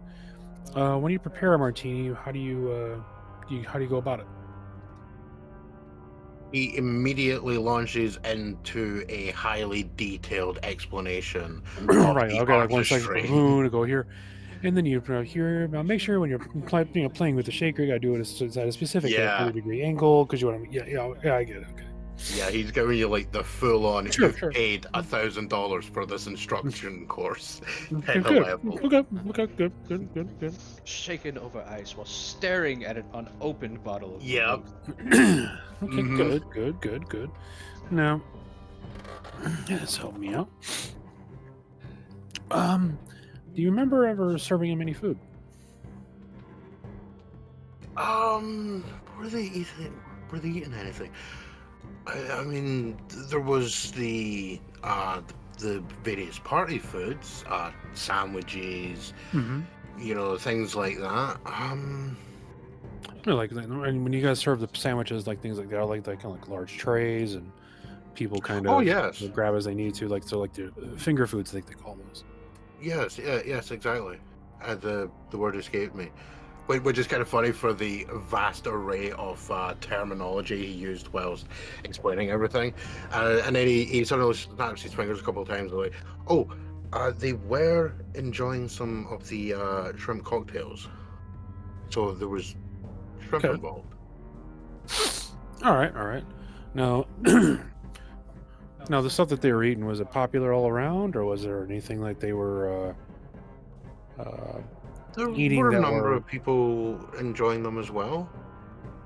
Okay. Did you see any complaints about anybody getting sick during the during the festivities?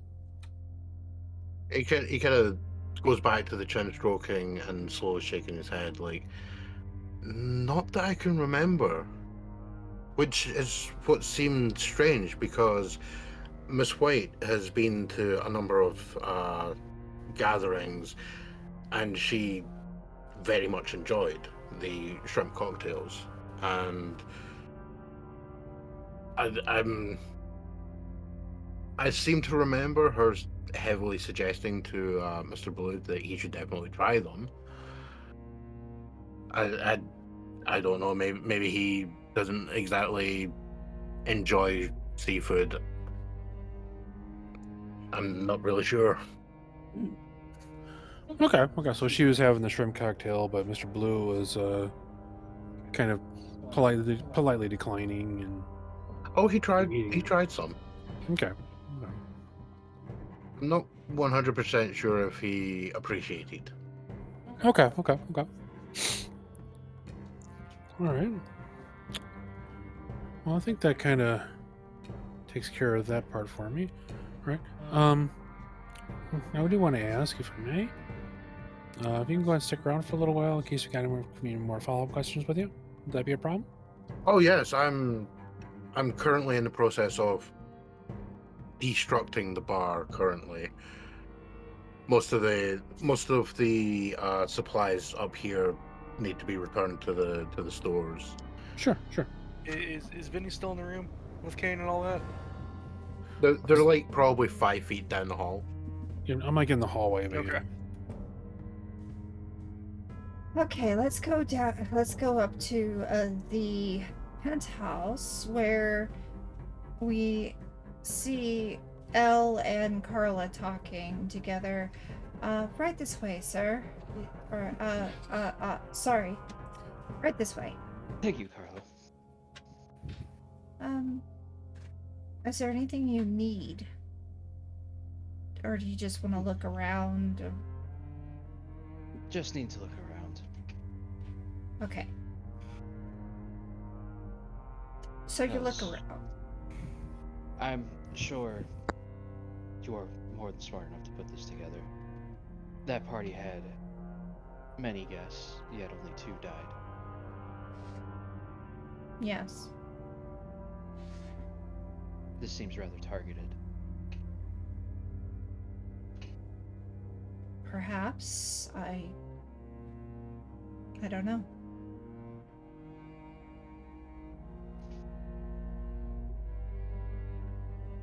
I also find it odd that there was a stain found in Mr. Blue's room and in Miss White's penthouse. The only 2 people that died. A stain that doesn't go away. Yeah, I'm not sure why it won't go away. But anyway, this stain, can you take me to it? Sure. It's in the kitchen. The kitchen. Okay. And she takes you to the kitchen. Where you will see some on the floor, the stain, a similar look of what you found in the carpet. And I'm assuming this is like tile. Yes, it is tile.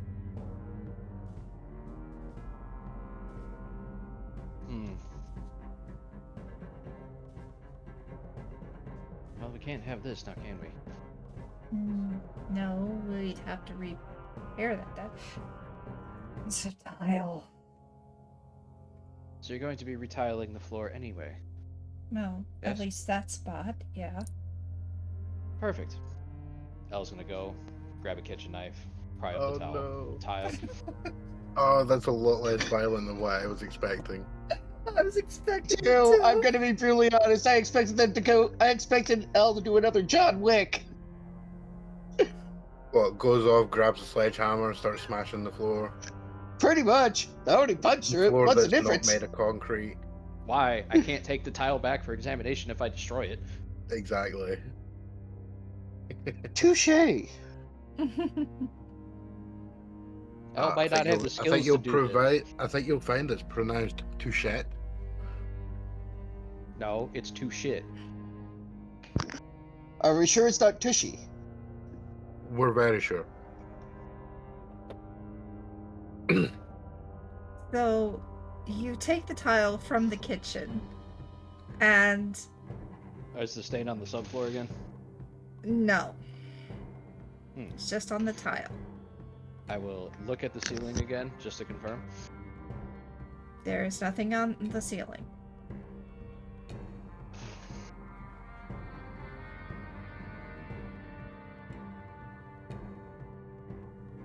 Okay. Now, what you, I do need you to,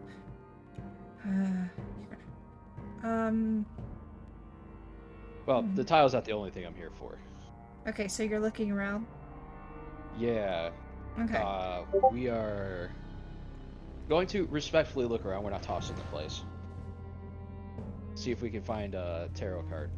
Tarot card is the main thing, but if I find any other weird shit, then, like, you know... we'll stop. Well, you do find a glass that was here, and some old shrimp tails.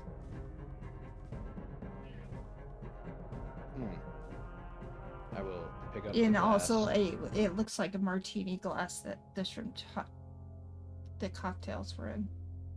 I will pick up the glass, give it a little waft. Glass? Smell like bad shrimp. It just smells like bad shrimp. Ah. Well, I don't know what I was expecting there.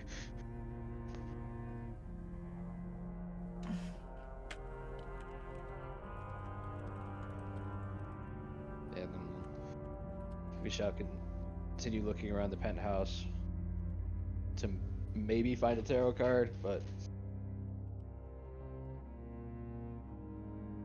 Again, you keep looking around and you really do not find any tarot card.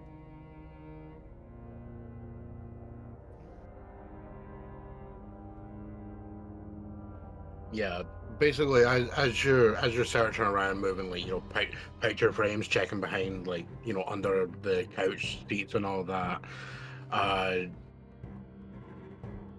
Essentially, Carla is following you along and just being like, you know, that looks normal, and like basically everything, nothing looks like it's been messed with. I mean, She's assuring you that, and of course, right. as you're moving things around, yeah, you're not finding anything. You're not gonna find her stuff here, because her father's already picked it up. of course he did. Mm-hmm. Cain's gonna, or hold on, I finished it. I had an idea. Sorry. ADHD moment. Okay, it's okay. You just hold on to it. I will head back to that glass. Just run their finger along like the inside of it. See if there's any weird residue. There is. Is it slimy shrimp residue? No. It's kind of grainy. Okay, But Carla, like, as you run your finger around it, like, it's almost like the glass looks like it's completely clean, but as you run your finger around, you can feel the kind of graininess, and when you look close, you can kind of see, like, effectively like a bundle, almost like sugar, but it's clear, which is why the glass on first inspection doesn't appear to have anything. Oh, I will give said residue a whiff just in case. Doesn't have any scent. Okay, Carla, I'm gonna have to take this glass. All right, we'll put it on the. All right, I'll let Mr. Bronk know. Anything else you need? Yes. if you could ask around the other staff that happened to be on this floor the day after the incident cleaning up. See if you can ask around if they found a tarot card.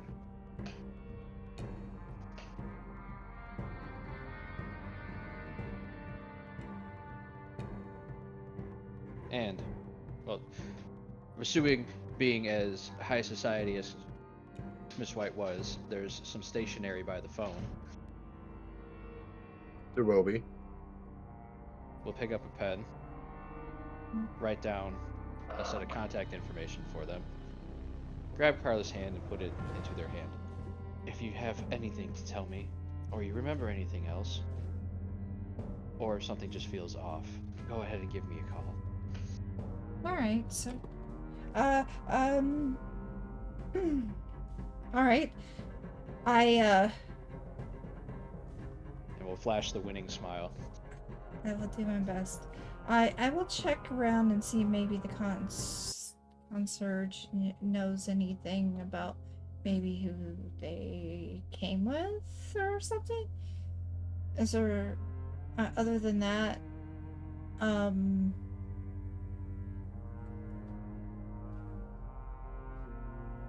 Well, Mr. Blue, I'm gonna have to investigate from another angle, because he was contacted through Miss White, so that is unfortunately a dead end as far as the hotel is concerned. Sorry to hear that. I would like to get in touch with his manager, but the person that talked to them isn't alive.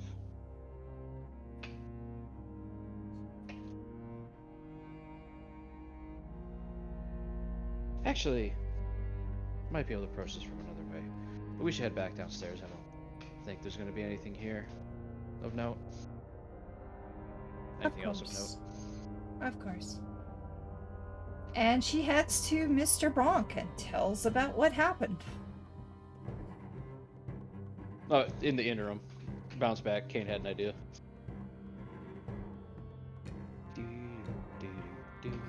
Cain's gonna go to the room, like each of the rooms that had the stains on them. He just as he just wanders around, he just takes a piece of paper, like a piece of stationery and a pen, starts kind of mapping out where each stain was. Mm-hmm. I'm just trying to see if I can find like some kind of pattern to it. Like, obviously I don't know about the one that. Yeah, there's really no pattern in that room. No. Like not just that pattern, but like connecting each stain. There was only two. They were not even in that room. Okay. Yeah, there's only two, and they are specific to those rooms. Gotcha. Great. And they don't exactly they don't have like a pattern to the stains themselves. They just kind of look like a stain. Well, one now looks like a hole in the floor. Yeah. Well, no, what I was thinking is like, because I was under the impression that there was 3 stains. One was in the room with the 2 bodies, and then one in each separate room. Well, that stain right there is just a normal blood stain. And okay, gotcha. And other stuff. Because I was under the impression of that. Yeah, the 2 stains that Elle was working on they're not normal. Okay, gotcha. Yeah. So that falls my plan. Never mind. At this point in time, is there anything else you guys want to do in the hotel? Yeah, I got a question for Mr. Bronk. Okay. Mr. Bronk. When you come back, he's standing leaning back against the wall, looking at the open door as the rest of the group are still kind of milling about. Well, Elle comes back carrying a martini glass with shrimp tails and a tile from the penthouse. He glances over and sees the tile, and there's that look of I'm not angry, I'm disappointed. Don't be mad at her, you're going to be retiling the floor anyway. Yes, you've saved us an issue there, I suppose. Getting rid of the couple tiles. And the glass is now considered part of our investigation. And it wouldn't be missed anyway. He just waves his hand like, what do I care? A glass of the glass, we probably get 20 of them broken every day. But, Mr. Blue, has he worked the hotel before on a more up-and-up basis? He's done several, what do they call them, sets? Yes. But has he been hired through the hotel? As you're asking, out comes the little book he flicks through. And then whips out a pencil. You can kind of see him flicking between 2 pages. And then he tears one out and hands it to you. And it's the contact information for a, not exactly up market, but it's a management company that would probably be something you might have heard the company's name in passing with some of the other bar owners that you have ties with. Is it one that the Midnight Garden has used? Yes. Okay, then I know these people. Well, I know of them. Yeah. Oh. Interesting. Thank you. And as possible, you may get the impression like maybe you've heard the name in regards to somebody saying, "Oh, I've heard about this guy and I'm thinking about hiring him," but then it was just sort of mentioned offhand. Yeah. Thank you. Vinny, can I have a moment? Find anything? Look at Igor, Cain, and Vinny, who is off using the bathroom.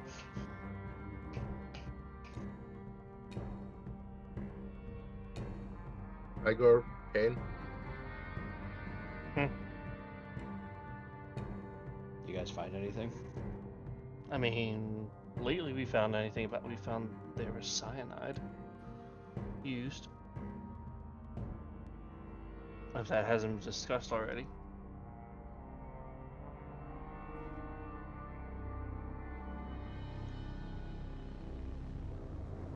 Okay. Do you guys have anything else you need to do here? I'm actually tempted to say that Igor should get a hunch. Luckily, I can still see it, so if you would please read out what you put down. You know what? Considering that, I actually got the perfect one. Mm-hmm. Yeah, it's not in regards to the glass. Okay. I mean, to be fair, that's literally just the thing. You are a chemical dude. You drink all kinds of chemicals. It's chemicals. But shit, I've got stuff falling off my desk here. No, The chemicals are the chemicals. You get the impression that you need to go outside right now. Okay, so I guess he'll start rushing outside. Well, as fast as his crotchety little legs can take him.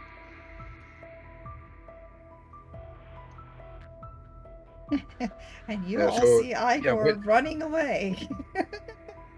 When you rush off, Bronk, he's like, "What the fuck?" and comes running after you as if he's trying to stop you, and you're just like, "Come on, outside." Anyone else heading off to find out what Igor's doing? Sure, why not? Cain will go. Anyway. Alright, I suppose we're just going to assume that Vinny follows on as well. Yeah, just... So, yeah, you pile into the elevator, and Bronk, like, jostles around the keys trying to get the one for the, well, actually, when he just hit the button for the lobby, because that's where you want to go. And as soon as the doors open, you rush outside. And, why are we running? And Cain be like, "Okay, so wait, why are we running?" Oh, you immediately get an answer. What was that roll? 8, so... It was a mixed roll. Yeah, mixed success. You get there late. Not in time to intervene, but... Yeah. No, but in time to intervene, but not prevent it. Oh, yeah. Well, as soon as you run out, you are suddenly informed to look up where you see As soon as you run out, you see a group of probably about 20 people all looking up at the building across the street. Just in time to see a guy in a suit step off the ledge. Well, I guess I'm gonna try and use, protect someone, and I'm going to just run under there and try and just body block him from falling to his death, taking damage in the process. Oh yeah, you're definitely going to get harmed to do that. Yeah. Get harmed. Well, fuck. Alright. Let's see what happened. What do I roll? Tough? It says tough as the default, so... Yeah, but while you're doing that, I'm gonna do another thing. And it's gonna go very bad for me. Nope. Cain's Failure. gonna roll. Fuck it. I'm just gonna roll to catch the guy. Oh. I'm gonna... Ouch. Now, while he's running over, Ella's very bad at this. But we're gonna do it anyway. Alright. I'll see what you're doing first. We're gonna attempt to use magic. Okay. Okay. Oh, actually, I don't know if this will let me do what I want to do. Yeah, well, we are going to use... The thing I'm going for is do one thing that is beyond human limitations. I was going to attempt to basically Hulk jump up to catch him in the midair. Okay, and you're going to land on... Well, hold on. We got to see how bad this goes, because I'm rolling... This rolls it weird, and I got a -1. Let's see if we get that one. Big success. Okay. Okay, so you do land on Igor. It works in perfect. Hang on. On a 7 to 9, it works imperfectly. Choose your effect and glitch. My effect is do one thing that is beyond human limitation. The glitch I am selecting, and you guys determine the specific form of the glitch rather than the thing is. I am picking the magic draws immediate unwanted welcome attention because we're in the middle of a fucking crowd, and it makes sense.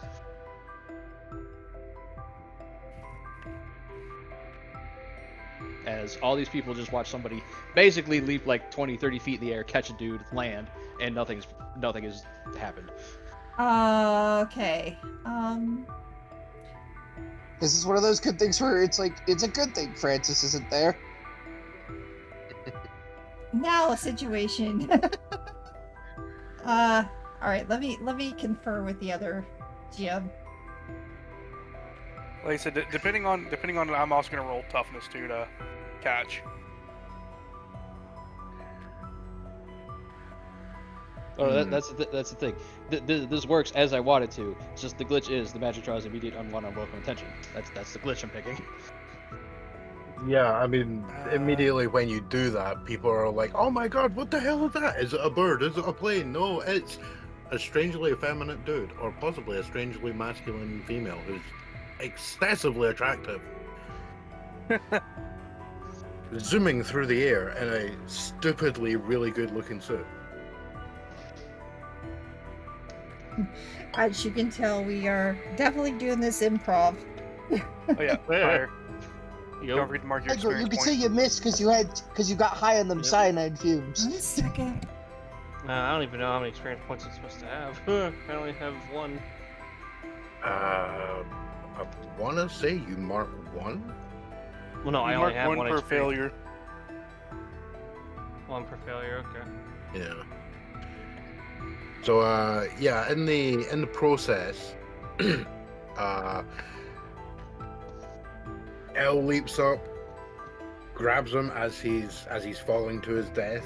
He's clearly falling enough that he is definitely 100% dead without this intervention. And you catch him, and then land on Igor, and squish the poor guy.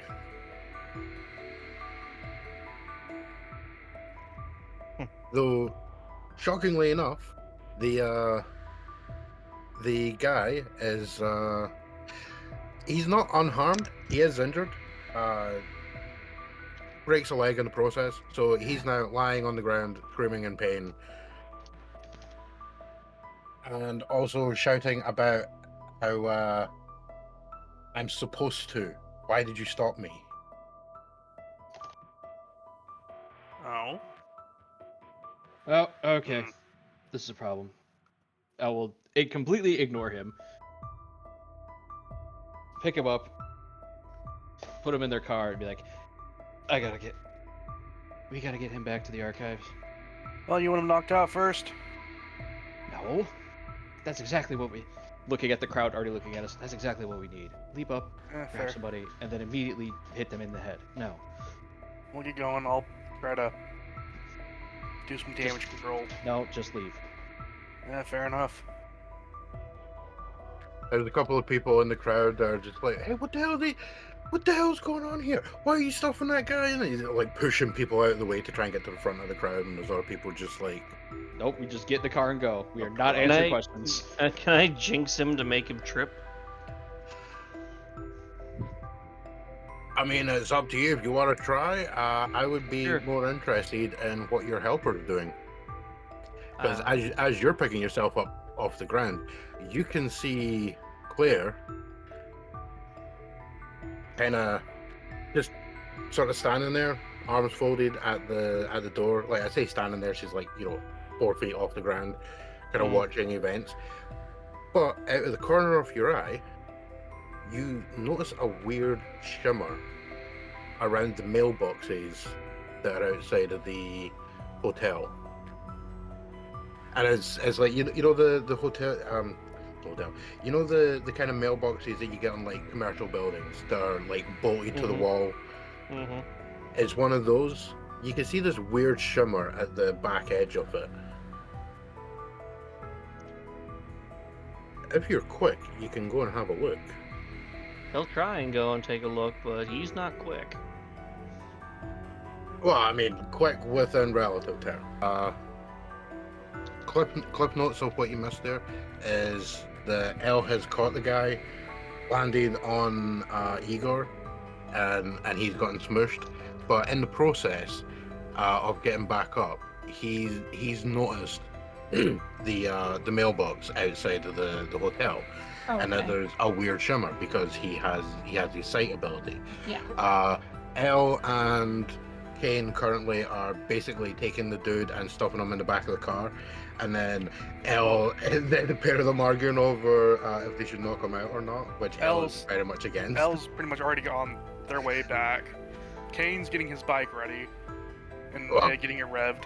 Well, the point is, this is all like things that are happening at the same time. So as you are stuffing this dude in the car. Okay, gotcha. Now the shimmer, is it you don't have 100% at the hotel? clear. The shimmer is at the hotel? Yeah, this is literally happening across the street. Right. Shyster and Shyster Financial. Okay. And I'm actually writing that into the thing. Shyster and Shyster. Yeah, they'll definitely help you, all right. Line their own pockets. Yeah, exactly. That's the point. So I was trying to make sure Karsa got the joke. I'm pretty sure Karsa's aware of what a Shyster is. Yes, I do. Okay, good. So yeah, you go over and to check what the thing is, then Igor. Yeah. You actually find it incredibly easy to spot because you can see the weird shimmer. Is that oh my god, that's really funny, Karsa.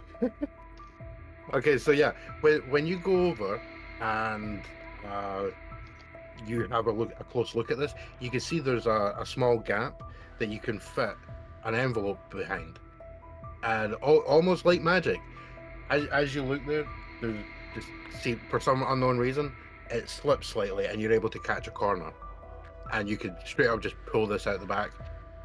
It's an envelope that is not super weighty, but it feels like it's got some rather thick. You'd wager it's cardboard before opening it. Do you want to open it now or just wait?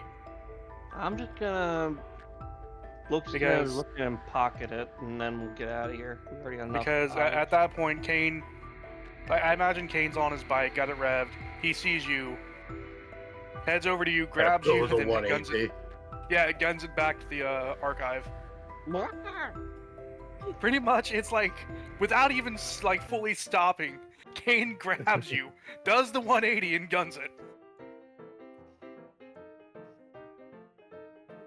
And I imagine that Igor even makes that sound.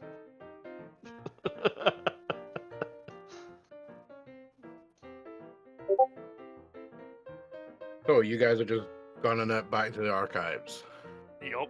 With your injured guy and evidence.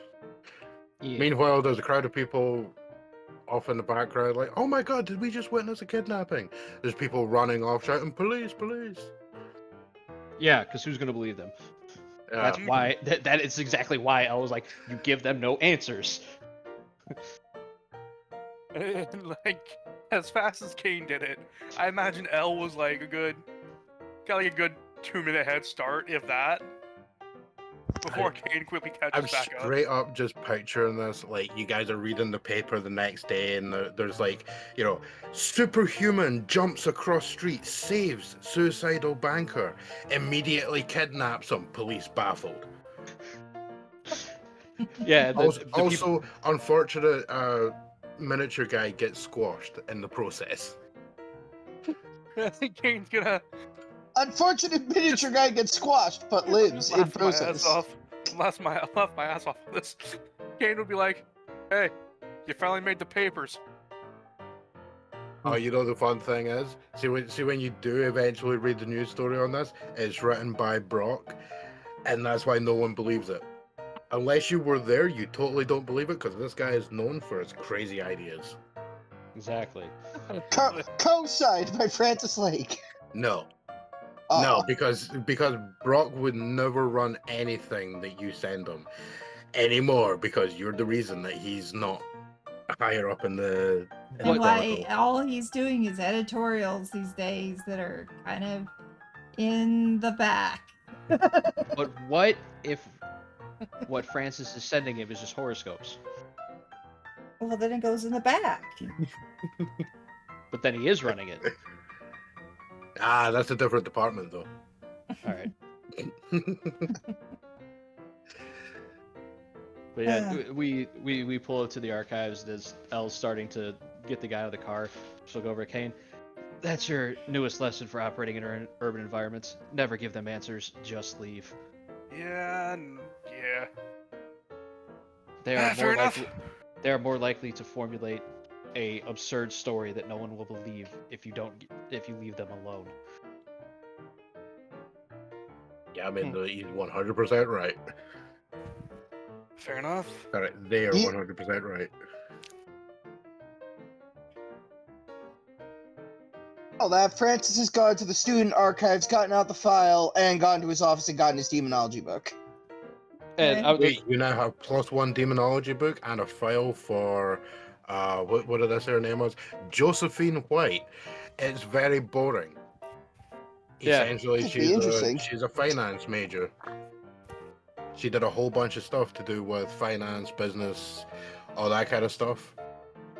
Clearly on daddy's money. No yellow streak? I'm gonna hazard no. What does that mean? Troublemaker. Anything on the permanent record.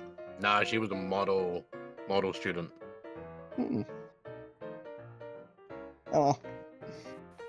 But, no random tarot card in the file? No. For Damn. the sake of comedy, we'll just assume that Francis is getting back from his office at the same time we're pulling up with this dude. Oh, totally. Francis will look at Elle and be like, I thought you were going to go rough up a bellhop. I said I was going to go verbally assault one, and I didn't do that. But this guy might be involved in what we're looking into. Like, get the fucking door. He does so. Alright, so you pile in with a semi-conscious guy who's still complaining about, why did you stop me? I meant to do this. Also as on long the as entire thing. Yeah, as long as he's not fighting back, El just has him over their shoulder and is moving through. He's fighting back, but it's the equivalent of like picking up a kitten. Yeah. You know, he's doing like the punching at the back and probably basically bongling El in the process. No, he's not shouting that. He's basically just complaining that he's supposed to do that. Why did you stop him? And he's whacking El's back really half-assedly because he is also half KO'd. Extraordinary rendition. Extraordinary rendition. But yeah, we'll just carry him through the bar. Immediately lock eyes with Jack. Is Hayden in there? Jack just kind of looks across. He's busy wiping a pint glass. He casually looks up as the door opens, and then the pint glass falls and shatters. Is like, oh god! It just goes over, punts the door open. As Cain and Igor are walking in, Cain's gonna look at him. So, what'd you grab? Yeah, he'll hold up. Are you talking to Igor? Yeah. Igor will hold up whatever it is that he picked up, and he hasn't looked at it yet. It's a standard-looking envelope. It's just white, and it's it's a standard size of like A4 folded in half, and it's been sealed. Do you mind? Yeah, he'll hand it over. Course, to your eyes, this is glowing. Everyone else just sees it as a standard white envelope. To mine or Igor's? To Igor's. Okay. I will hazard that on brandishing said item, chances are El probably can feel a little bit unease. Definitely unease. Like, it's a very faint unease. We got other problems right now. Mm-hmm. So as El is tending to that, unless El calls for Cain, Cain's going to be opening that envelope. You reach inside and take out the contents. Go ahead. Fuck it. Chuck it in the fucking bucket. Meh. Okay, you immediately pull your hand back because you feel like you just grabbed something that's on fire. Hey, Cain's gonna... they're gonna hear, son of a... Mm-hmm. Yeah, like, essentially, have you ever touched your hand against, like, say, a metal kettle while it's boiling? Well, I mean, something similar. Had a metal oven door slam on my hand. Okay, that was a yeah. fun experience. I mean, was it hot? It just got freshly turned off of a 500-degree oven. Yeah, that would be about Oh, a little bit too hot compared to these But yeah, this envelope. that was a fun experience. Caramelized my fingertips on that one. Yeah, well, don't do that. You will That's feel silly. a bit singed on your fingertips, but there's really no burn. Just like your hairs were singed off of your fingertips. Okay. What the... You know what? Hold on. Hey, Jack, you got a pair of tongs? He kind of just, looks in, turns around to the stuff, whips out a couple of things, moves boxes, hands are set. How up is Jack on what happens under the speakeasy? He knows enough. He's not fully involved, but like he knows enough to just not really ask questions about it. Is it enough that he would probably not want these idiots doing this in the middle of the bar? Yes. Yeah, like he's got to brandish the set of tongs. He's also in the process, like holding the door open for El with their companion over the shoulder, and he's being kind of gesturing like, yeah, through here, on you go. And then he kind of just continues doing that with a set of tongs, with the intent, like, you get the impression that he wants you to fuck off through the door, and he will hand you the tongs. No, Cain's following. Cain's gonna fuck off through the door with the and then grab the tongs on his way. Yes, we have access to a fully stocked bar. But that bar has zero association as far as the world is concerned with the archive. That is true.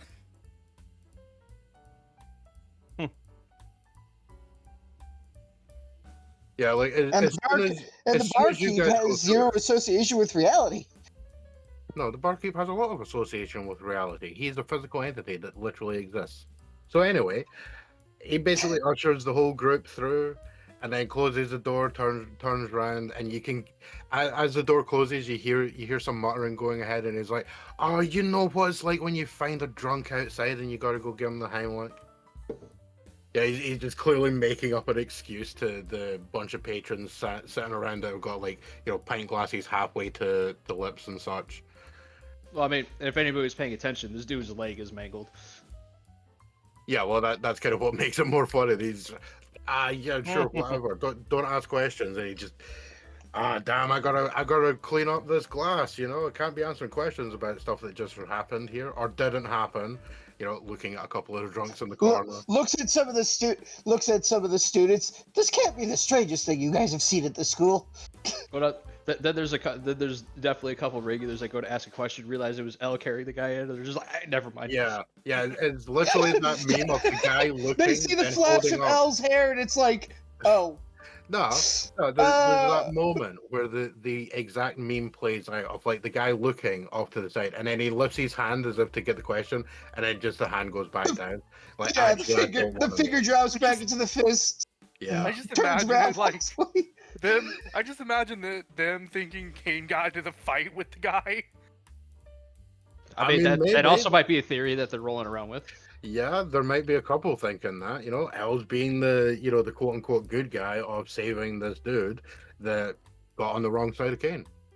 You know, it could totally be a thing that some people are thinking. You don't know because you're not that's my thinking. Yeah, most of them are just kind of they just go back to the standard mutter. Like over the next, like, say 5 minutes, if anyone happens to be listening at the door, they hear the stuff just sort of go back to the standard background noise. Oh no. Ella's heading straight down to the archives. Yeah, Cain's following with the tongs. And then, while they're going, because this guy clearly is not in the headspace, they'll start filling in Francis while they're walking. So, unfortunately, not much was found at the hotel. These are definitely murders, though. Well, at least those two were. But if all four of the ones that we have are related to said fire summoning, then all four are most definitely murders. Cain then Cave waves the envelope. Igor found a thing, and if I'm right, what's in this thing? It's gonna be related to that. Because I just burned my freaking hand on it. Well, that's interesting that you burned your hand and the envelope's not on fire. We're fighting a fire. We're going after a fire demon, and that's the part that surprises you? Yeah, that it's not causing a fire. Yes. Fair enough. Yeah, I just wander through one of the rooms with the guy, because, like, you know, there is a little space set aside for, like, medical stuff. Yeah, they've got a bed and everything. Yeah, Yeah, you're exactly on your way there. As you pass by one of the doors, you just hear, "What the hell?" As Hayden comes walking up, looks out. What was that? With us. All right, yeah. He for God's sake, grabs the cane and starts coming along. Well, pass Brian the intern. I need restraints.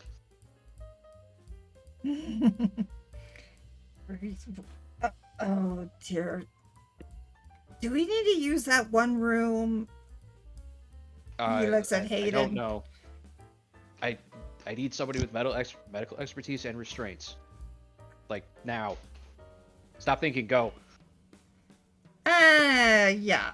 There is a room that, I don't know if you guys have seen it before, but there is a room that would... Don't do that. Thank you. Yeah, in the lower level, there is you know, there's the medical room, and then off to the side there is like an observation room kind of set up. You know, it's got the door that locks for the outside, it's got the circular window that you can look in, and there is a bed with some restraints. And Hayden's just like, I hoped it would be longer until we needed to use this room. Yeah. It might be... Who is this man? Why are you carrying him through here? It might be unrelated. He might have been potential victim number 5. Ah. And As he we kind of looks at Cain. What's going on? Cain like grabs the tongs, shoves the tongs in the envelope, pulls out whatever it was So in you the end envelope. up putting him right here.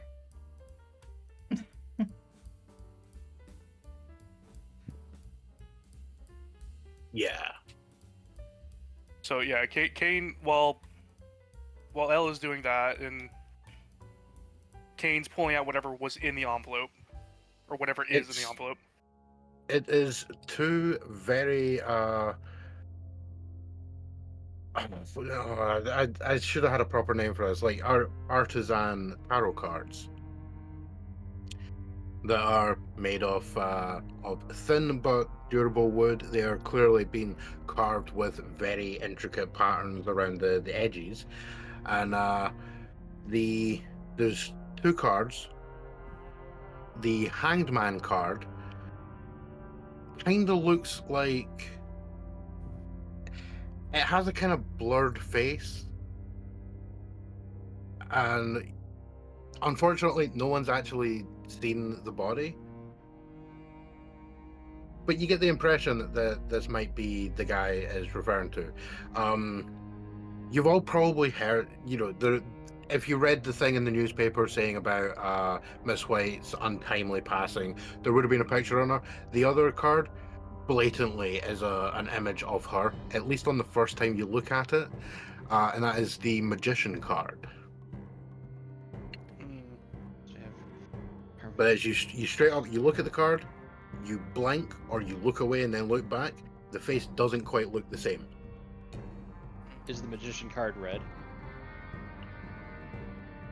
I don't know. Karsa, is the Magician card red? Yes.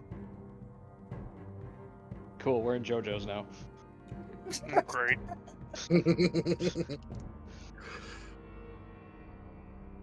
Well, Red and there's white. 2 tarot cards. Sorry, what was that again? Well, there's 2 tarot cards. I'm gonna assume that one, the Hanged Man's Mr. Is it Mr. Blue, the musician, whatever his name was? Are you asking out of character or in character? In character. Yeah, probably. We'll deal with that in a second. As Elle is very easily holding this man down. Yeah, well, no, you're being sent to the room where they're magistrates. Yeah, you guys are having this is going on as you're heading in there. Like, you get to the room easy, Yep. The door's open, you just push it, you just walk in, dump the guy, and there's like the 4-point restraints there, plus a belt for going over the middle. Well, I'm not restraining the leg that's mangled. Mm-hmm. Oh yeah, I figure. I'm just meaning in terms of it's got all of that. Although you do notice that there happens to be 3 extra restraints on each side. Francis, you wouldn't happen to have any medical knowledge, would you? I could probably do up the leg if you give me some space and some help. Well, yes, I'm going to hold him down. Would you like a sharp roll for that, or? I mean, unless it has a possibility to kill the man, I really don't think a roll's necessary. Yeah, there's no. Okay, fair enough. There's no need. Yeah, not really. That'll get the leg. I mean, to be I fair, said trust up. if you really want, we could probably just roll it and see how successful you are. Considering How angry is this man going to be at you for the person who basically means he has to cut his leg off because you mangle it and kneeling? Nah, I mean it's a standard break. There's nothing absolutely fantastic okay, about this. then it's easy enough to deal with. Yeah. Like even I in the real world could deal with it. Yes. Yeah, you don't really need like specialist knowledge to be aware that splints exist. Because luckily enough, because of the soft landing they got, the guy's leg, it was mostly just it's a major sprain just into broken leg territory. There's no like bones Fracture. sticking out, and how he's been leaving a trail of 17 pints of blood every foot. He's fine. Well, he'll be good. As I recall, the human body only has like what 17 pints in it. That is literally the point I was making. Yeah, fair enough. Like you would straight up have to be the worst medic ever to be able to mess this up. Hi. Exactly. I have zero idea what I'm doing in real life when it comes to medical things. I would look at that and be like, nope, I'm gonna go find somebody. Which means that you are at least smart enough to realize that you are likely to do more damage, therefore someone else. Put that on someone else, it's their responsibility. Yeah. It's SEP! Somebody else's problem. Exactly. That is my favorite phrase. So it's a clean break. So you get the guy laid out on the table, and he doesn't exactly put up a fight because he's still kind of half KO'd from the whole thing. Yeah, but it's still better to have somebody same stuff. hold him down so that Francis could do his work without the guy making things worse. Yeah, because he's mostly out of it. Yeah, and El will request a sedative and be like, yeah, talk to him when he wakes up. Yeah, you've got Ashley hanging about in the background. Clearly, there she's wearing like this really high-end evening dress with the lab coat, and she just got this really annoyed look. And she keeps glancing at Hayden, and he's like, "Hey, don't blame me." You always dress so elegant, Ashley. And she just looks across and is like, "I was at a dinner." I was at a dinner. Yes, and I'm paying you a compliment. Thank I'm sorry so you have much. to be, and I'm sorry you have to be here. It's alright. Oh. As she says that, there's a glance at Hayden, like, see, someone appreciates me. He just looks back at her as if to say, "I do appreciate you, just you don't believe me." So, what happened to this guy? Oh, well, he decided he thought he could fly. It was not the case. I don't know, I think he went to go find out if he could. Yeah? And you brought him back here? Well, listen to him before you give him the shot. He's just muttering. And everything is I'm supposed to do it. Why did you stop me? He's clearly been compelled to do it. Why is he supposed to? I think he might be our victim number 5. Speaking of that, you know what? Has anybody gotten an ID off of him? I was concerned with getting him back here and taken care of, and then just reach in his pocket. Hold on. Finish that. Finish what you were about to say there, Cain. Cain was actually about to start rifling through his jacket, like the guy's jacket and pockets. Oh, you immediately come across a wallet, and as soon as you open it, Brian Teller of Shyster and Shyster. Brian Teller, I'm assuming a banker. Well, a financial firm.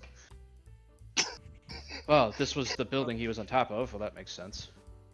Also, keep rifling through it, and just see if you can find a tarot card in there. Nope. No. Okay. Oh, to be clear, tongs. the tarot cards are not they're not small. We're not talking playing card. We're talking Gotcha. A4 sheet of paper folded in half. Oh, okay. So decently sized. Yeah, Yes. decent. these are like the tarot cards you see in like the witches in video games and anime where they're using them to actually hit people. Yeah. Gotcha. Okay. Yeah, Gotcha. exactly. Like you could totally imagine someone like that was the impression I've always been getting because you've also been describing them as made out of like little pieces of wood. Yeah, like you hardwood. definitely get the impression looking at it, you could probably frisbee this with some force at someone. Yeah. No. Looking at It's not cardboard. It's actual wood. The hanged one. Uh-huh. Are they similar, like feature-wise? Oh, the edges. No, like Brian's, like when you described the hangman card. Mm-hmm. Did the face look like Brian's for a split second? No. No. Okay. No, because you found it with the one that looks like Miss White. there's zero reason why this would be Brian. We're gonna have to go back to Shyster at some point, but we're gonna have to wait a few hours for that. But, Yeah. Hayden, do you have a way to contain these? These cards? Yeah. Yeah, go ahead, touch it. Cain clearly Here's the still holding question. it with the tongs. Hold on. Here's the question. Do you touch them? No, I saw what happened when Cain did it. Damn it. Or I heard what it. Cain's gonna poke him again. Yeah, he's just seen them being waved around in this thing, so he goes, okay. Cain's gonna poke him like again. very specifically puts out one finger to like tap the card, and then immediately pulls back like, oh, Yeah, that. interesting. Yeah, so we need something to hold them in that isn't going to catch fire. Although the envelope didn't catch fire, so maybe it only. Yeah. Yeah, I mean, he wait, hold on, actually hold puts on. his hand An up idea? near it. Hold on. He puts his hand up near it and then just mentions there's absolutely no warmth. But the cards are warm. Yeah, it's specific to touching them. It still might So- be worth putting them in a container where we can look at like Yeah, so that's a good idea. something that we can I'll look be at them without back. directly touching them. Yeah, So- he just kind of, I'll be back, and then he fucks off for a few minutes.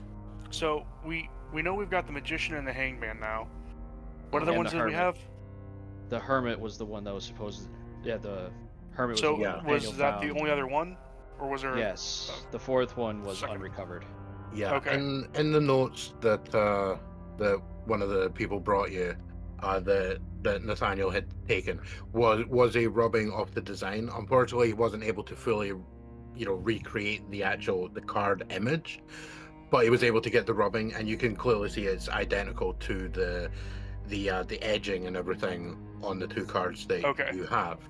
And there's also the note of that the gun store owner's wife had mentioned that she found a card under the welcome mat, but she had thrown it away, assuming it was just this is Gotcha. like just some random piece of trash, essentially. So we don't officially know exactly what card that one was. Yeah, well, she had mentioned that she thinks it may have had the word strength written on it. I had a lion on it. Okay.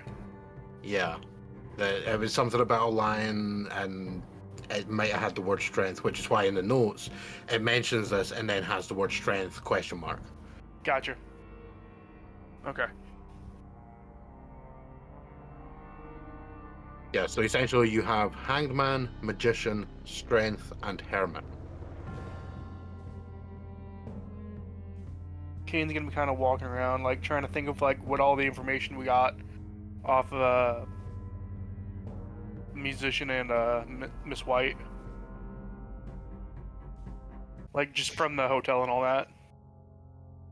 Because like I'm thinking like there's some kind of connection to like Right. why each one is that specific card. Actually, speaking of, Ashley, I have something for you. Well, for the research department. Oh? What is They'll it? pull out the tile. Apparently, the stain cannot be removed. Really? Or if it can't, or when they do, it immediately comes back. Okay. Takes the tile. Igor, I have something for you. Or Igor, sorry. Hand you the glass. There's a powdery residue on the inside of this glass.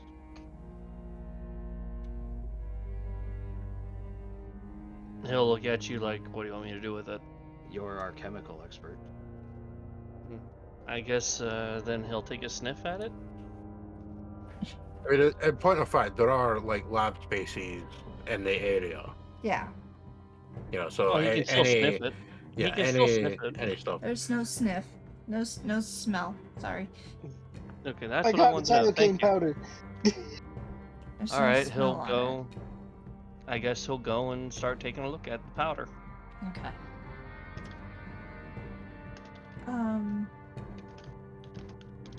As you were doing that, what else is everybody doing?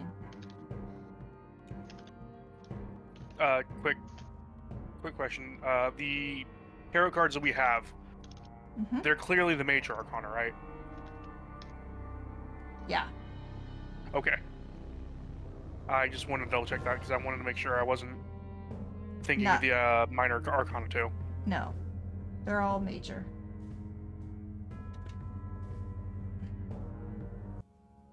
Yeah, so after a few minutes, Hayden comes back with a small like glass display case, Mm-hmm.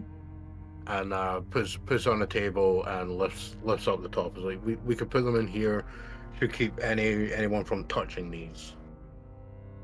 Yeah. Good enough. So we come up with a better solution. And Cain's gonna put him in there. All right, yeah. He closes it and takes out a set of keys and locks the little lock. Like, obviously, it's not going to keep anyone from smashing it, but no one At can least we can actually still just see open the it. cards. Still. Yeah. Yeah. As soon as you place them in, he'll take the tongs off you and kind of like just position them side by side, close up the case, and then. Yep. Sorry, he'll specifically give you back the tongs, looking at them, thinking, "Hey, are those belong to Jack?" As he's handing them over, and then picks up the case and heads back out. He basically just goes into the next room and finds a spot to place it for the time being. Oh, I also have our friend Mr. Blue's name. His name was in fact Mr. Blue. Pull out the ID. Oh. What? For a guy that wants to keep himself hiding in plain sight. Yeah. Who's go? Most effective way to do it. If I told you my name was Mr. Gray, would you believe me? No. He says, referring to his entire gray ensemble and a silver hat. But even with this ID, I'm not entirely sure this isn't a forgery. I was going to ask Vinny to look into it, but he's preoccupied. Well, I can try it. Well, I think this calls for law enforcement. So whenever fair.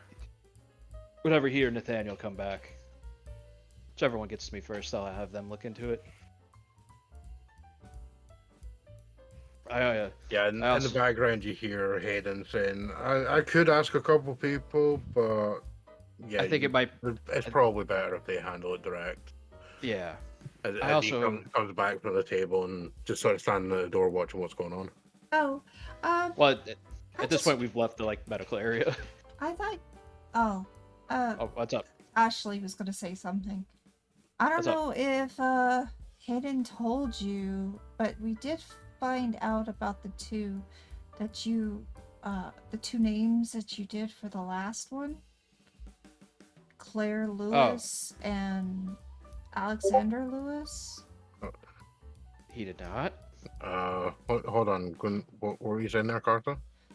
Talking about the first scenario.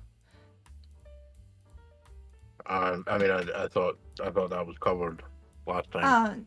Yes, but Ashley's telling them because I'm surprised. Yes. Well, I just thought you might want to know the reason why there might be that sickly sweet smell. It seems. Do you remember the molasses flood 9 years ago? You just get a groan from Francis. Cain thinking, What is that? 1918? Something like that. Yeah. Giant ass silo of molasses exploded on a hot summer day. Well, Elle might still have been in Europe at the time. Yeah. Cain just shrugs. Yeah. Well, yeah. 1919, actually. Okay, so after World War One. I mean, they could still have been in Europe with like the fallout and such. Well, And Cain just shrugs because Cain wasn't here. I believe that is your answer. Where they came from. Explain why they didn't find the bodies. Yes, they're actually MIA. But on the newspaper that I found, they're on the list of people who were missing. I ain't missing no more. One got turned into a goo monster and probably ate the other's body. Anyway, for this other twitching. Yes, my eyebrow is twitching. Specifically at you. Anyway, I just thought I'd tell you that and go back to what I was doing. So yes, I'm gonna do something interesting. Yeah, I'm sorry. I'll go back to my work. Yeah, okay. Wait, were you not saying there that you were going to do something interesting? Yes, I did. And I decided not to use the word. You just made me use the word. Okay. Yeah. L stayed in Europe until the Treaty of Versailles was signed in June of 1919. Fair. Kane's gonna shrug like, I'm not from here, so. I was in Europe at the time. Yeah, Hayden's just gonna like offhandedly comment. Well, it was winter. Hmm? It wasn't summer, it was winter. I got my dates mixed up. As it happened in January. Yeah. Yeah, Hayden's just gonna be like, yeah. Unfortunately, that event did affect a number of families. It's fresh in people's memory still. I vaguely heard about it, but not being here at the time, I was like, well, it's a tragedy, but really nothing I can do about it. Yes, I agree with you. It's unfortunate. Well, no, So, I was as far wrong. as There we was know- something I could do about it. We dealt with the after effect. Yeah, unfortunately, as far as we know, it was completely natural. Yeah, and it just led to, unfortunately, something unnatural. And, Seems to. yeah. I mean, there could The be more to event it, did but- hit hard for some people. Several of our own staff here as well. Oh, that's unfortunate. But, Yes. well, I appreciate the information. I just think thought we need you'd to want find- a I do. finale to that. Your diligence is very much appreciated, Ashley. You're welcome. Anyway, back to what I was doing. But Yes, Hayden unfortunately, goes- a lot of. Yeah, Hayden kind of turns and like, thank you very much, Ashley. She gives him a look as if you know if looks could kill, you would be impaled on that wall, bastard. She gives him. While I work for you, fuck off. Hayden, you really need to work on how you approach your employees. Oh, we've known each other for years. I'm fairly certain if she actually wished me harm, I would have died many years ago. Looks at the cane and the limp. I think she already got there. Oh, these were many years prior. Sure, they But were. he kind of gives a slightly knowing look towards Cain in the process of Wait. mentioning that. But levity aside, I think we need to focus on this fire. Seems their timetable is going to accelerate. I don't know if they're going to keep trying to take this man if he even is the 5th victim, or if they'll just move on and find someone else. Well, hopefully he's in the best place. He How- kind of he motions to Francis. Have you checked the rest of his pockets? I Oh. have not yet. Cain was thoroughly Okay, going through all of them. I was. As he's still rifling completely through his stuff. Oh, right, fair enough.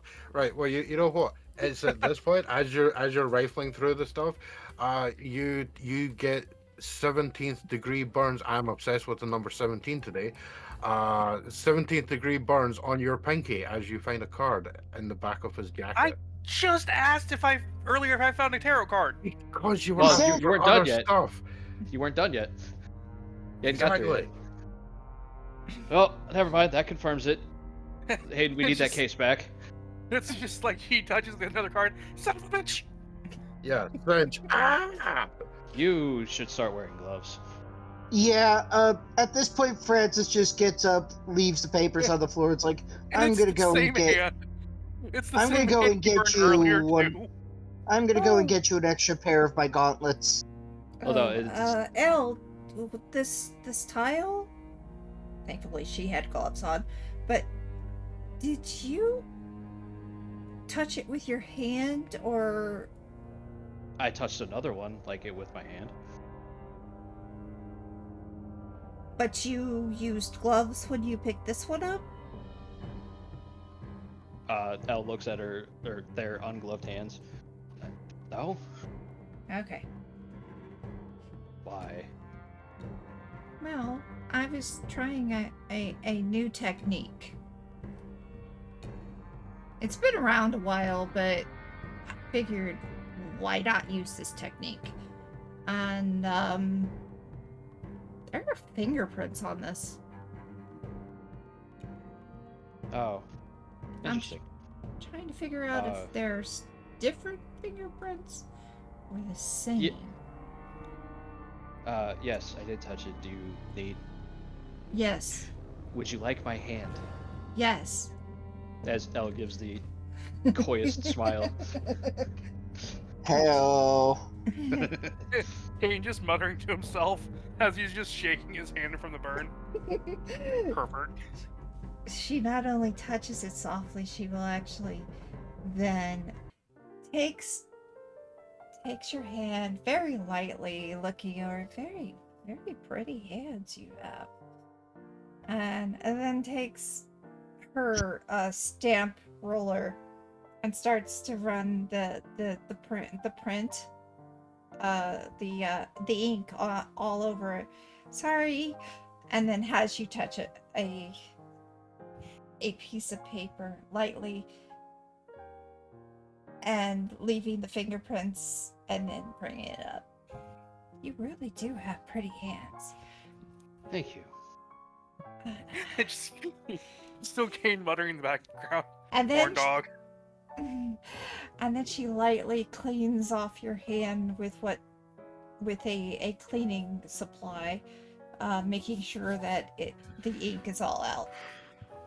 And it's so soft and relaxing.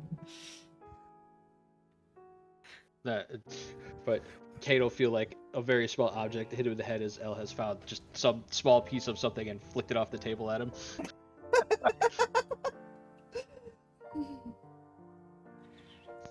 And yeah, so she will get the prints and then go back to what she was doing.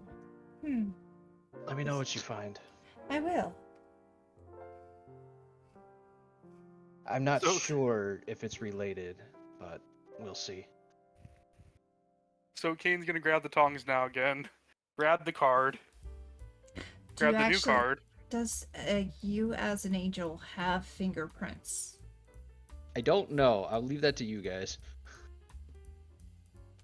I would actually be tempted to say no. Huh. I don't know why. It just I get the impression that an angel would not actually have fingerprints. No prints. I mean, unless you want to do the supernatural route where the angel is just there's a human host for the angel. No, we have a plan. Really? That is interesting. No prints at all. I suppose that means it didn't matter whether I touched it or not, did it? I guess not. Well, good to know. Thank you. Not a problem. Anyway, what tarot card we get this time? Well, Hayden comes back over with the case, opens it up so you can put it in, and on seeing it, it's identical around the edges and everything, same intricate details. This time, when you look at it, it's the image for the Fool, and it definitely looks like Brian Teller. I mean, that makes sense. They convinced him to walk off the fucking building. Yep.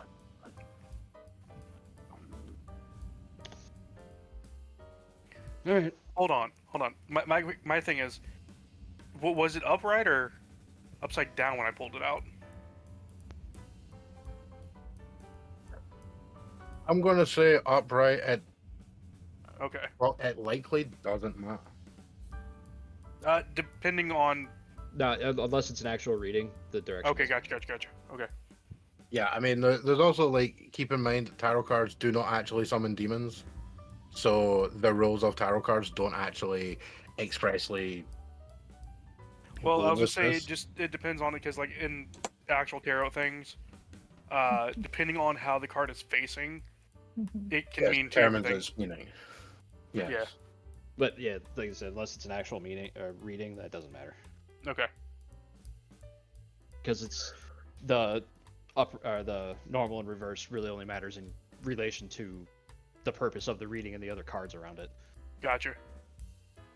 So, well, there's I mean, 5 tarot cards now. And you know what, Karsa, if I'm wrong, let us know now. What about the readings? Yeah. So considering like, you do tarot readings on, like, was it Sunday or Saturday, or is it Wednesday morning? On Sundays. Sunday. Okay. First of all, it depends on the reader, and it also depends on the read. This would not matter. Okay. That was my main thing, is that's what I wanted to know. It would not matter. I will expressly allow for the behind the curtain look. There is no express reading intended, because it was me that pitched this idea of using these cards in the story. We have an intent for them, which is not the standard use of tarot cards. Hence, you're not getting them as a reading. You're just finding these cards. Mm-hmm. My other thinking is that each card represents that person because of that card's meaning. It could. It could. Well, there you go. I mean, to be fair, each of the cards that you've seen the image for looks identical to the person, at least on the first look. Well, Cain will bring this up. I will point toward the books again.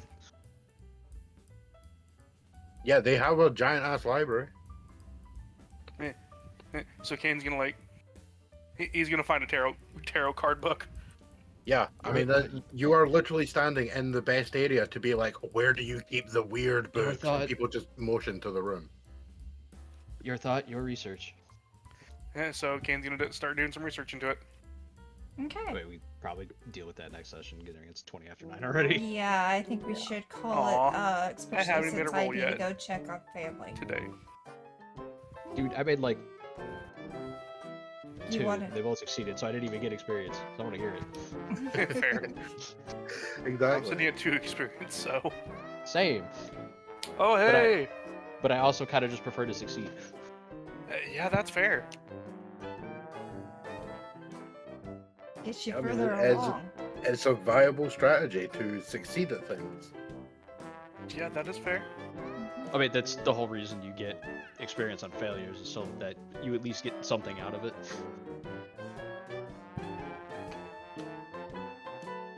So, I think we will call it here.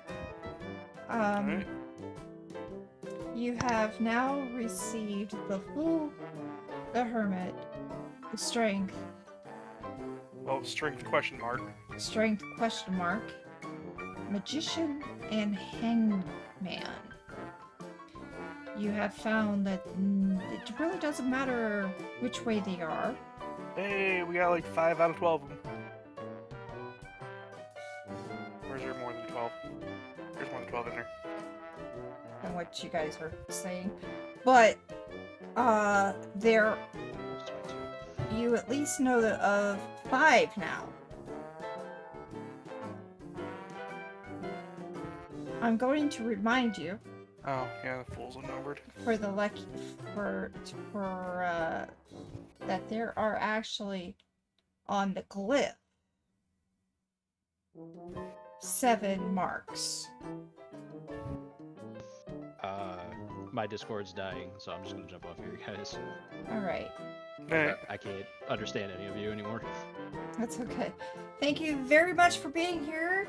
And thank you everyone who tuned in to our Waystone Mysteries. This is Karsa, KarsaKKWx. Karsa is my name, KKWx is my empire, and we are signing off. Goodbye!